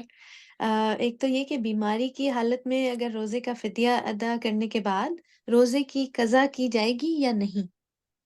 اچھا، اب یہ بعض لوگ یہ کہتے ہیں، اب یہ آپ کے سامنے آج کل کے اسکالرز بھی موجود ہیں اور آن لائن آپ کے پاس بہت سارے علم حاصل کرنے کے ذرائع موجود ہیں. پھر میرا کہنا یہی ہے کہ آپ اپنی عقل کا بھی استعمال کریے، اپنے ایمان کو کسی دوسرے کے علم پر، حتیٰ کہ میرے بھی علم پر مت چھوڑیے، قرآن اور حدیث کا بھی مطالعہ کریے مسئلہ پوچھنے کے بعد. تو اب اس میں جو ہے فقہی مسائل ہیں، اس میں مختلف فقہ کے، یعنی امام ابو حنیفہ رحمہ اللہ کا قول کیا ہے، امام شافعی رحمہ اللہ کا، امام احمد بن حنبل رحمۃ اللہ علیہ، اس طرح آپ کو جو ہے مختلف اقوال ملیں گے. تو آپ جس مسلک کو بھی فالو کرتے ہیں، تو سب سے پہلی چیز یہ کہ آپ اپنے مسلک کے علماء سے اس سوال کا جواب حاصل کریے، ٹھیک ہے. امام شافعی اچھا. رحمۃ اللہ کا قول جو ہے وہ میں بتا دیتی ہوں کہ وہ کہتے ہیں کہ جب اگر کوئی ایسا شخص جس کو جو ہے وہ بیمار تھا اور اب وہ روزہ نہیں رکھ سکتا، ڈاکٹر نے، یعنی شرعی حضور تو اس وقت ہوتے ہیں ڈاکٹر نے کہہ دیا کہ اب یہ جو شخص ہے اس کو کوئی گردے کی پرابلم تھی یا مسئلہ تھا، وہ روزہ نہیں رکھ سکتا، تو وہ قضا فدیہ دیتا رہا. اب اگر اسے کڈنی ٹرانسپلانٹ ہو گئی، اس کی طبیعت ٹھیک ہو گئی، ایسی کوئی کنڈیشن ہو گئی، اب وہ روزہ رکھنے کے قابل ہو گیا، کیونکہ پہلے وہ نہیں رکھ سکتا تھا تو وہ فدیہ دے رہا تھا. اب اس کنڈیشن میں کیا کرے گا؟ تو امام شافعی رحمہ اللہ کا فرمان کیا ہے کہ جو پہلے روزہ نہیں رکھ سکتا تھا وہ شرعی عذر تھا اور اس نے فدیہ دے دیا، تو اب وہ قضا نہیں کرے گا.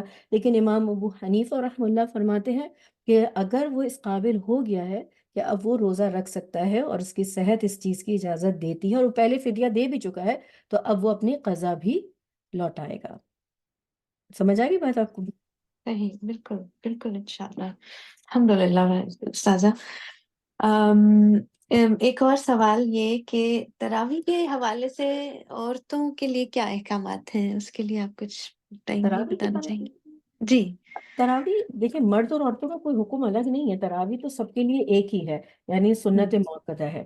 لیکن ہم، فرق جو آ جاتا ہے وہ جماعت کے اعتبار سے آتا ہے. تو عورتوں کے لیے جماعت سنت موقدہ نہیں ہے کہ ان کو لازم ہی جانا ہے اور نماز جماعت سے اٹینڈ کرنا ہے. اب اس کے ہم، لیے بھی آپ مسائل پوچھتے ہیں، فتوے لیتے ہیں، تو آپ کو اور ہمارے مطلب آپ کو ملے گا کہ حالات جیسے ہیں اس کے تحت عورتوں کو گھر سے نکلنے کی بالکل بھی اجازت نہیں دی جاتی کہ وہ مسجدوں میں جائیں، ٹھیک ہے.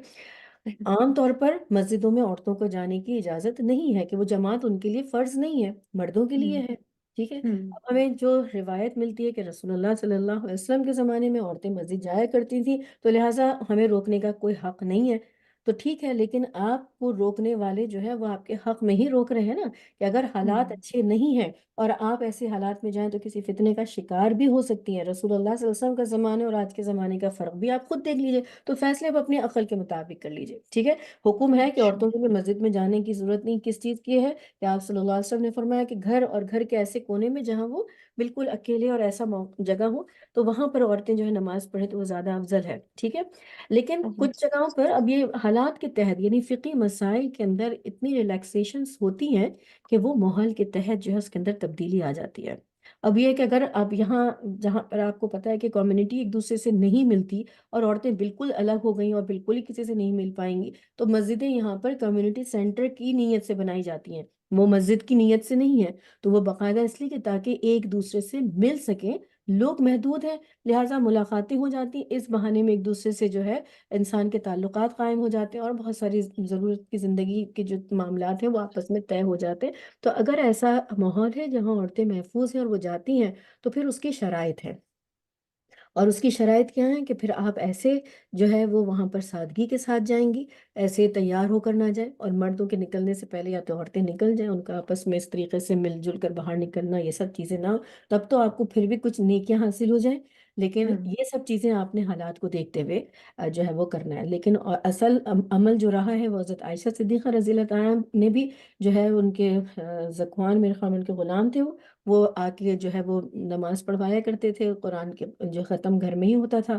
اس کے بعد امام احمد بن حنبل میرے خیال میں ان کا بھی عمل اس پر یہ تھا کہ گھر کی خواتین کے لیے جو ہے وہ امام کا انتظام گھر میں کرتے تھے۔ اس کے لیے بھی کچھ شرائط ہیں، وہ یہ ہے کہ اگر مرد ہیں گھر میں کچھ موجود تو پھر وہ امامت کروا لیں، اگر وہ جو مرد نماز پڑھا رہا ہے اس کی محرم عورت عورتوں کے ساتھ موجود ہے تو پھر وہ آ کے گھر میں عورتوں کو نماز پڑھا دے۔ تو یہ کنڈیشنز کے اوپر ہے، ہم اس کو فکس نہیں کر ہوں سکتے کہ عورتیں یہ بالکل نہ نکلیں اور پتہ چلے یہاں پہ تو کوئی ہے ہی نہیں جو عورتوں کو نماز پڑھوائے، یا وہ دین سے بالکل ہی دور ہو جائیں۔ تو اپنی کنڈیشنز اور اپنے حالات اور ان سب کو دیکھتے ہوئے آپ جو ہے پھر اس کا جو ہے حساب کتاب کریے، اور پھر اپنے علماء سے اپنے علاقے کی جو جس ملک میں جس جگہ آپ رہ رہے ہیں اس کے حساب سے پھر جو ہے نا ان سے سوال جواب کر سکتے ہیں انشاءاللہ۔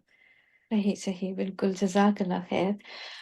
استاذہ بس ایک دو اور کوشچنس کہ عورتوں کے لیے اعتکاف کے بارے میں آپ کچھ ہمیں بتائیں گی کہ کیا حکم ہے؟ دیکھیے، اور مرد اور عورتوں کے لیے الگ حکم نہیں، اور اعتکاف تو سنت ہے جو آخری عشرے میں رکھا جاتا ہے، اور اگر نہ کریں تو وہ نفل ہے، تو دونوں طرح ہوں کا اعتکاف ہے۔ پھر وہی مسئلہ آ جاتا ہے کہ وہ جو ہے جنہوں نے کہا کہ نہیں اعتکاف صرف مسجدوں میں ہی ہوگا کیونکہ قرآن کا حکم یہ ہے، تو ایک مسلک ہے وہ جو یہ کہتا ہے کہ نہیں، اگر اعتکاف عورتوں نے کرنا ہے تو وہ مسجد ہی میں کیا جائے گا۔ اور احناف کا جو موقف ہے وہ کہتے ہیں عورتوں کے لیے تو مسجد کی بجائے گھر، اور گھر میں ان کا وہ جگہ جہاں وہ نماز پڑھتی ہیں ان کے لیے وہی جگہ مسجد ہے، تو وہ اسی جگہ پر جو ہے وہ معتکف رہیں گی، اور وہیں پر وہ جو ہے اعتکاف کریں گی۔ تو اعتکاف جس طرح مرد کرتے ہیں اسی طرح عورتیں بھی جو ہے وہ اعتکاف کریں گی، اس میں کوئی خاص رولنگ الگ نہیں ہے۔ مردوں کے لیے اگر ہم اب یہ سب سمجھ بوجھ کی بات میں آپ سے کہہ رہی ہوں کہ آپ دیکھیں کہ اس کے لیے سمجھ بوجھ یہ ہے کہ مردوں کا اگر گھر میں اعتکاف کریں گے تو نماز سے اور جمعے سے محروم ہو جائیں گے، تو ان کے لیے تو اعتکاف مسجد میں ہی ضروری ہے۔ اور باقی دلائل آپ خود ریسرچ کریے اور دیکھیے کہ جن کے پاس، جنہوں نے کہا عورتوں کے اعتکاف گھر میں ہوگا، ان کے پاس دلائل بھی ہے کہ رسول اللہ صلی اللہ علیہ وسلم نے جب ازواج المطہرات کے خیمے دیکھے تھے مسجد میں تو آپ نے ان کو ہٹا دیا تھا، اور اس سال آپ صلی اللہ علیہ وسلم نے اعتکاف بھی نہیں کیا تھا۔ تو جو دلیل اس سے لیتے ہیں وہ کہتے ہیں کہ عورتوں کا اعتکاف جو ہے وہ گھروں میں ہوگا، مسجدوں میں نہیں ہوگا، اور جو قرآن کی آیت کو دلیل لیتے ہیں وہ کہتے ہیں کہ نہیں، حکم ہی اللہ کا یہ ہے کہ اعتکاف جو ہے وہ مسجد میں کیا جائے، تو وہ اس روح سے جو ہے وہ اعتکاف وہاں کرتے ہیں۔ تو اب آپ خود سوچیے کہ اگر ہم اس کو فکس کر دیں کہ مطلب اپنی عقلی بات میں دلیل کو میں آپ کے سامنے دونوں رکھتے ہوئے کہہ رہی ہوں کہ مسجد کے ساتھ اگر اس کو ہم فکس کر دیں کہ اعتکاف عورتوں کا بھی مسجد میں ہی ہوگا، تو پوری دنیا میں کتنی علاقے ایسے ہیں جہاں پر عورتیں آرام سے بغیر کسی جو ہے وہ خوف کے مسجد میں اعتکاف کر سکتی ہیں۔ پھر تو اس حکم سے بالکل، ہم نکل ہی جائیں گے نا۔ تو بے عورتوں شک، کی محفوظ جگہ گھر ہے، اور اعتکاف جو ہے وہ کریں اور اپنے گھر کے اندر کریں، اس میں پھر غیر ضروری کام حتیٰ کہ نہانے تک کی جو پابندیاں ہیں کہ ایسے ہی شوقیہ جیسے اب آپ کو دل چاہ رہا ہے نہا لیں فریش ہو جائیں، اس سے بھی اپنے آپ کو روکنا ہے، یعنی کم سے کم دنیاوی کام اور زیادہ سے زیادہ اللہ کی طرف رجوع کرنا ہے۔ اعتکاف کا مطلب کٹ کر بس صرف اللہ کے ہو جانا، تو اس کو اپنی شرائط کے انشاءاللہ۔ ساتھ پورا ادا کرے، اصل چیز یہ ہے۔ ٹھیک ٹھیک ٹھیک، جزاک اللہ خیر۔ استاذہ بس ایک کوشچن میں آپ سے دو سوالات یہ پوچھنا چاہوں گی کہ ایک تو یہ کہ روزے کے دوران اگر غلطی سے کچھ کھا لیا جائے تو کیا روزہ ٹوٹ جاتا ہے؟ اور دوسرا یہ کہ اگر روزے کی حالت میں الٹی یا قے ہو جائے تو کیا روزہ ٹوٹ جاتا ہے؟ ان دو چیزوں کے لیے بتائیے گا اب پلیز۔ میں دو سوال ایک ساتھ کر لیں گے، صرف دو ہی پوچھنے تھے۔ چلے ٹھیک ہے، کچھ کوئی ایک بات طرح سے ہے اسی لیے میں نے نہیں۔ جوائن کر لیا۔ ٹھیک ہے، جی۔ ٹھیک ہے، یہ ہوشیاری بھی ایک علم ہے۔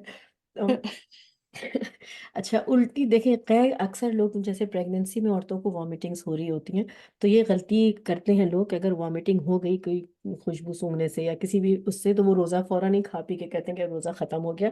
ہرگز بھی نہیں، یہ واقعی سوال بہت امپورٹنٹ تھا ماشاء اللہ نادیہ، کہ قے جو ہے اگر خود سے ہوتی ہے، اب اس کی جو ڈیٹیل ہے وہ یہ ہے، اب آپ کی ایسی کنڈیشن ہے نا جس میں آپ کو قے خود بخود ہو جاتی ہے، چاہے وہ منہ بھر کے ہو چاہے تھوڑی سی ہو، خود سے ہو گئی ہے تو روزہ نہیں ٹوٹتا، ٹھیک ہے، یہ بہت اچھی طرح یاد کر لیں. روزہ ٹوٹنے کے لیے قے میں یہ شرط ہے کہ اگر آپ نے اپنے کسی عمل سے، کوشش سے روزہ توڑا ہے، ٹھیک ہے، اگر قے کرنے کی کوشش کی تھی آپ نے، کوئی چیز سے آپ کو ایسے کچھ ہوا ہے، کوئی بھی ایسا ذریعہ جس میں آپ نے قصدن قے کی ہے، اور قصدن قے کی ہے، اگر تھوڑی سی ہوئی ہے تو روزہ نہیں ٹوٹے گا، فاسد نہیں ہوگا. لیکن اگر قصدن قے کرنے سے منہ بھر کے قے ہو گئی تو اب روزہ فاسد ہو جائے گا. تو خود بخود جو ہو جاتی ہے قے، ایسیڈیٹی کی وجہ سے ہو سکتی ہے، پریگننسی کی وجہ سے ہو سکتی ہے، یا کسی کو مردوں میں سے، لڑکوں میں سے کسی کو کوئی پرابلم ہو جائے اور ان کو اگر قے ہو جاتی ہے، تو قے خود بخود ہو، لکھ لیں اچھی طریقے سے کہ اگر خود بخود ہوئی ہو، تھوڑی سی ہو تو بھی روزہ فاسد نہیں، خود بخود ہوئی ہو، منہ بھر کر بھی ہوئی ہو، اس کا بھی یہی حکم ہے کہ روزہ فاسد نہیں ہوتا. عمومی طور پہ لوگ جو ہے وہ قے ہونے کے بعد فوراً روزہ جو مطلب کھانا پینا کچھ کر لیتے ہیں. اگر قے ہو گئی اور اس کے بعد تھوڑی سی بھی حلق سے نیچے کچھ اتر گیا تو روزہ ختم، کیونکہ وہ حلق سے نیچے کوئی چیز نہیں اتری، الٹی ہو گئی، آپ نے منہ کلی الی کر کے صاف کر لیا تو نہیں ہے. قصدن اور منہ بھر کے، بس یہ یاد رکھیں، قصدن ہوئی اچھا. اور منہ بھر کے ہوئی ہے تو روزہ فاسد ہوگا. اور دوسرا سوال کیا تھا آپ کا؟ دوسرا سوال یہ تھا باجی کہ اگر جیسے غلطی سے کچھ کھا لیا ہاں، جائے تو کیا روزہ ٹوٹ جاتا ہے؟ ٹھیک ہے.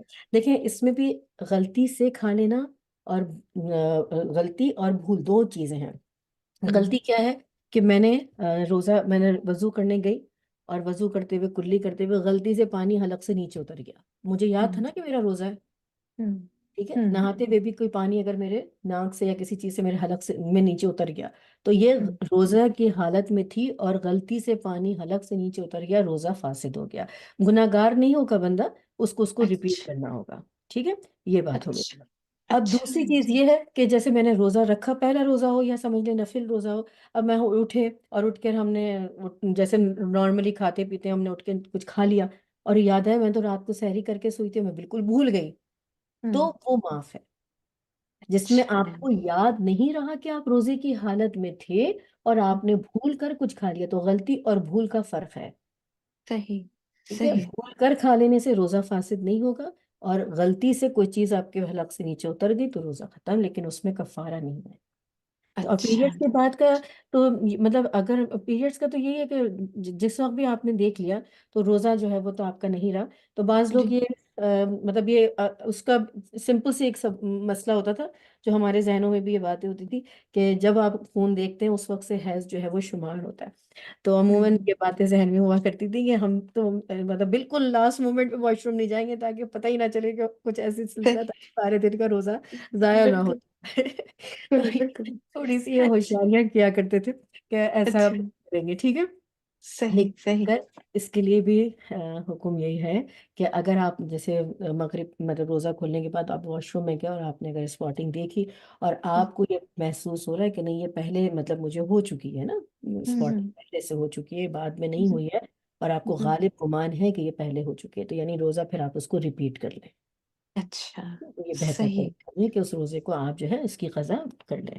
اور اگر 10 بجے 12 بجے جب بھی روزہ جو ہے وہ تو ختم ہو گیا، جب پیریڈس ہو گئے آپ کو پتہ چل گیا، لوگ کہتے ہیں کہ نہیں کھانا چاہیے سارا دن جو ہے، اگر آپ کو آدھا دن گزر گیا تو دیکھیں وہ بھی پھر عقل کی بات ہے. ٹھیک ہے، سمجھداری کی بات یہ ہے کہ احترام کتنا ہے نا. تو آپ اگر حاجی نہیں ہے لیکن حاجیوں جیسے چہرے بنا لیتے ہیں، قربانی میں آپ ناخن نہیں کاٹ رہے، بال نہیں کاٹ رہے، کہ آپ ان جیسے بن جائیں تو بھی اجر مل رہا ہے. ٹھیک ہے، صحیح. تو اس لیے کہا جاتا ہے کہ اگر بالکل صبح صبح روزہ آپ کا اگر ختم تو آپ کھا پی لیجیے سارا دن، کوئی مسئلہ، کوئی گناہ نہیں ہے، روزہ ہے ہی نہیں. جب آپ نے حیض شروع ہو گیا تو پھر روزہ رہا ہی نہیں، تو کوئی شرائط ہی نہیں رہے. لیکن اب آدھے دن تک آپ کا روزہ رہا ہے اور اب آدھے دن آپ کھا پی کے وہ کھا لیں، اس سے بہتر ہے کہ آپ اپنے آپ کو روزے دار کتنا رکھ لیجیے، اور امید ہے صحیح. کہ اس پر ہی آپ کو جو ہے اجر مل جائے گا. تو رولنگ تو یہ ہے کہ روزہ ختم ہو گیا، آپ نے کھایا پیا، کھا سکتے ہیں، کوئی گناہ گار نہیں ہوں گے کیونکہ روزہ تو رہا ہی نہیں. پھر صحیح. اجر کمانے کے لیے آپ اپنے جو ہے وہ کنڈیشنز کو اس کے ہاتھ پہ، اس لیے کہا جاتا ہے کہ اگر آپ روزہ ختم ہو گیا اور تھوڑا ہی ٹائم رہ گیا تو اس کو بھی روزے کی حالت میں گزار لیجیے. تو امید ہے کہ اللہ تعالیٰ اس پر آپ کو اجر جو ہے وہ عطا فرما دیں گے. انشاءاللہ. انشاءاللہ. چلیے ماشاء اللہ، جزاک اللہ خیر. استاذہ بس ایک اور سوال کہ ایک بڑی مشکل سی سچویشن ہو جاتی ہے کہ اگر پیریڈز ہو گئے ہیں اور شب قدر آ گئی ہے تو بڑی بے چینی اور پریشانی رہتی ہے کہ ہم نہ نماز پڑھ سک رہے ہیں، نہ قرآن پڑھ سک رہے ہیں، قرآن پاک کی تلاوت بھی نہیں کر سک رہے. تو اس حالت میں ہمیں کیا کرنا چاہیے شب قدر میں؟ یہ بڑی بہنوں کا سوال ہے، بہت سارے لوگوں کا۔ تو بہت میں اپنا پرسنل ایکسپیرینس ہی بتاتی ہوں کہ بڑی تکلیف جب آخری عشرے میں اگر ایسی حالت ہو جاتی نا تو بڑی تکلیف تھی کہ روزہ چلا گیا اور ہم لوگ سب نماز پڑھ رہے ہیں، عبادت کر رہے ہیں اور پوری رات عبادت، تو اللہ تعالیٰ نے یہ بات سنوائی، اور اس وقت جو ہے خطبہ تھا یا کچھ تھا، اس میں انہوں نے یہی بات کا ذکر کیا کہ دیکھیے عبادت، اصل عبادت کیا ہے؟ نماز پڑھنا اصل عبادت ہے یا اللہ کے احکام کو ماننا اصل عبادت ہے؟ اللہ کے احکامات کو ماننا ہے نا۔ تو جب اللہ کا حکم آیا روزہ رکھو، ہم نے رکھا۔ اب حیض کی حالت میں اللہ کا حکم آیا کہ روزہ نہیں رکھو، اب ہمیں لاکھ کتنا دل چاہ رہا ہو کہ ہمیں روزہ رکھنا ہے، لیکن اللہ کا حکم آ گیا کہ اب تم نے روزہ نہیں رکھنا، تو اصل عبادت تو اس وقت دل کو مار کر، نفس کو کنٹرول کر کر، صبر کر کر ہم نے روزہ نہیں رکھا، تو اس میں ہی ہمارے لیے اجر ہے، اس میں ہمیں افسردہ نہیں ہونا ہے، بلکہ اصل عبادت یہی ہے کہ اللہ نے روک دیا، ہم رک گئے، جب اللہ نے حکم دیا کر لیا، ٹھیک ہے، ایک تو یہ چیز ہو گئی۔ اب دوسری چیز، اگر کیا نماز ہی عبادت ہے، قرآن کی تلاوت ہی عبادت ہے، آپ اس وقت توبہ استغفار ذکر اور یہ سب چیزیں نہیں کر سکتے؟ آپ جو ہے اگر روزے کی حالت میں نہیں ہے تو روزے داروں کی خدمت نہیں کر سکتے؟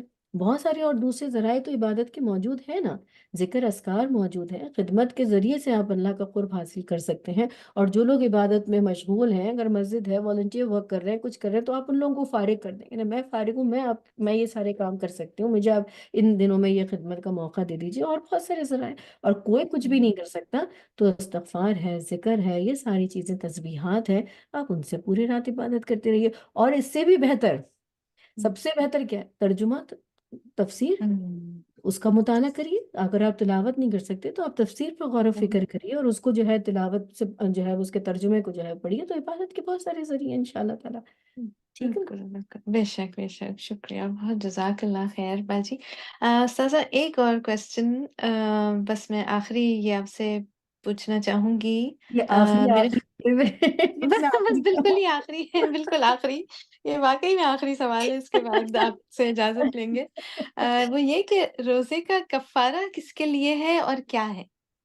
اگر قصدن توڑا ہے تو اس کا کفارہ کیا ہوگا؟ وہ سزا جو ہے، ایک روزہ بھی اگر قصدن توڑا ہے تو 60 روزے رکھنے ہوتے ہیں، یہ یاد رکھ لیں، اچھا۔ یعنی جرم ایک طرح سے کفارے کا جو ہوتا ہے تو بعض لوگ کہتے ہیں کہ بیماری میں اگر آپ نے مطلب اگر بہت تب بیمار ہے تو فوراً روزہ توڑ دو، آج کل یہ بہت بچوں کو سکھا دیا گیا ہے، تو اسکول کالج اچھا۔ یونیورسٹی کے بچے کے سر میں بہت درد تھا اس لیے اس نے روزہ توڑ دیا، تو یہ ایسی حالت نہیں ہے کہ آپ کے اگر وہ شرعی عذر بن رہا ہے کہ جان خطرے میں آ گئی ہے، تب کہیں جا کر روزہ جو ہے آپ افطار کر لیں، تو پھر آپ کا شرعی عذر کی وجہ سے جو ہے اس کو معاف ہے۔ لیکن اگر کسی نے جان بوجھ کے، یعنی جیسے ہے نا کہ روزے کی حالت میں عورت کے ساتھ اپنا تعلق قائم کر لیا، جمع کر لیا، تو پھر وہ جی روزہ اس کا بھی جو ہے وہ ٹوٹ گیا، تو ہم اس کا حدیث پڑھیں گے کہ اس کو پھر 60 جو ہے وہ مسکینوں کو کھانا کھلانا، تو مسلسل 60 روزے رکھنا ہوگا، اگر اس میں ایک روزہ بھی رہ گیا تو پھر دوبارہ سے شروع کرنا ہوگا۔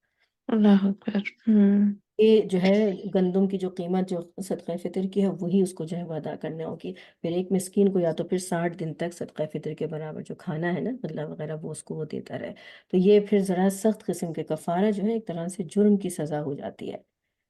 اچھا، تو اس کو صحیح صحیح۔ فدیہ تو جو ہے کہ آپ نہیں رکھ سکتے، تو اس کا بدل دے رہے ہیں، ٹھیک ہے، فدیہ انشاءاللہ۔ کفارہ جو ہے وہ کیا ہے؟ یہ ایک طرح سے جرم کی سزا ہو جاتی ہے۔ تو کسی نے غلط، اب اس لیے بہت زیادہ جو ہے روزوں میں جو ہے نا اس چیز کا خیال رکھنا ہے کہ جتنا صبر ہو سکتا ہے تو انسان کوشش کرے کہ روزے کو مکمل کر لے، اور اگر خدا نہ خواستہ نہیں رکھ سکتا اور اس کو اجازت ملے کہ اب روزہ افطار کر لو تو ٹھیک ہے، ورنہ عام طور پہ لوگ روزہ رکھ کر اور پھر اب نہیں، اب مجھ سے نہیں چلا جا رہا، مجھ سے نہیں ہو رہا، میں نے کچھ کھا پی لیا، روزہ توڑ لیا، تو پھر آپ ذرا سوچئے مسلسل 60 روزے رکھنا کتنا بڑا جرم ہو جاتا ہے، ٹھیک ہے۔ بے شک بے اس شک۔ لیے میں نے آپ سے کہا کہ کھاتے ہوئے اگر نہاتے ہوئے یا کسی ایسی جگہ سے غلطی سے پانی حلق سے نیچے اتر گیا تو روزہ ٹوٹ گیا نا، تو بالکل، وہاں آپ کیا دے رہے ہیں؟ آپ صرف جو ہے روزے کی قضا کر رہے ہیں، اور رضاکت، آپ نے صحیح۔ کہا کہ ٹھیک ہے بھائی میں تو کہیں گھومنے پھرنے گئی اور وہاں بیٹھ کے کسی کے ساتھ چلی گئی، بعد میں روزہ پورا کر لیں گے، قصدن آپ نے اگر کھا لیا پھر آپ نے کیا کرنا ہے؟ 60 روزے رکھنا ہوں گے، 8 روز کرنا، نہیں رکھے صحیح تو وہ قضا صحیح، آپ کے اوپر ہوگی، ٹھیک ہے، تو یہ بس یاد رکھیں۔ ٹھیک ٹھیک، صحیح، بہت بہتر بہت بہتر، جزاک اللہ خیر۔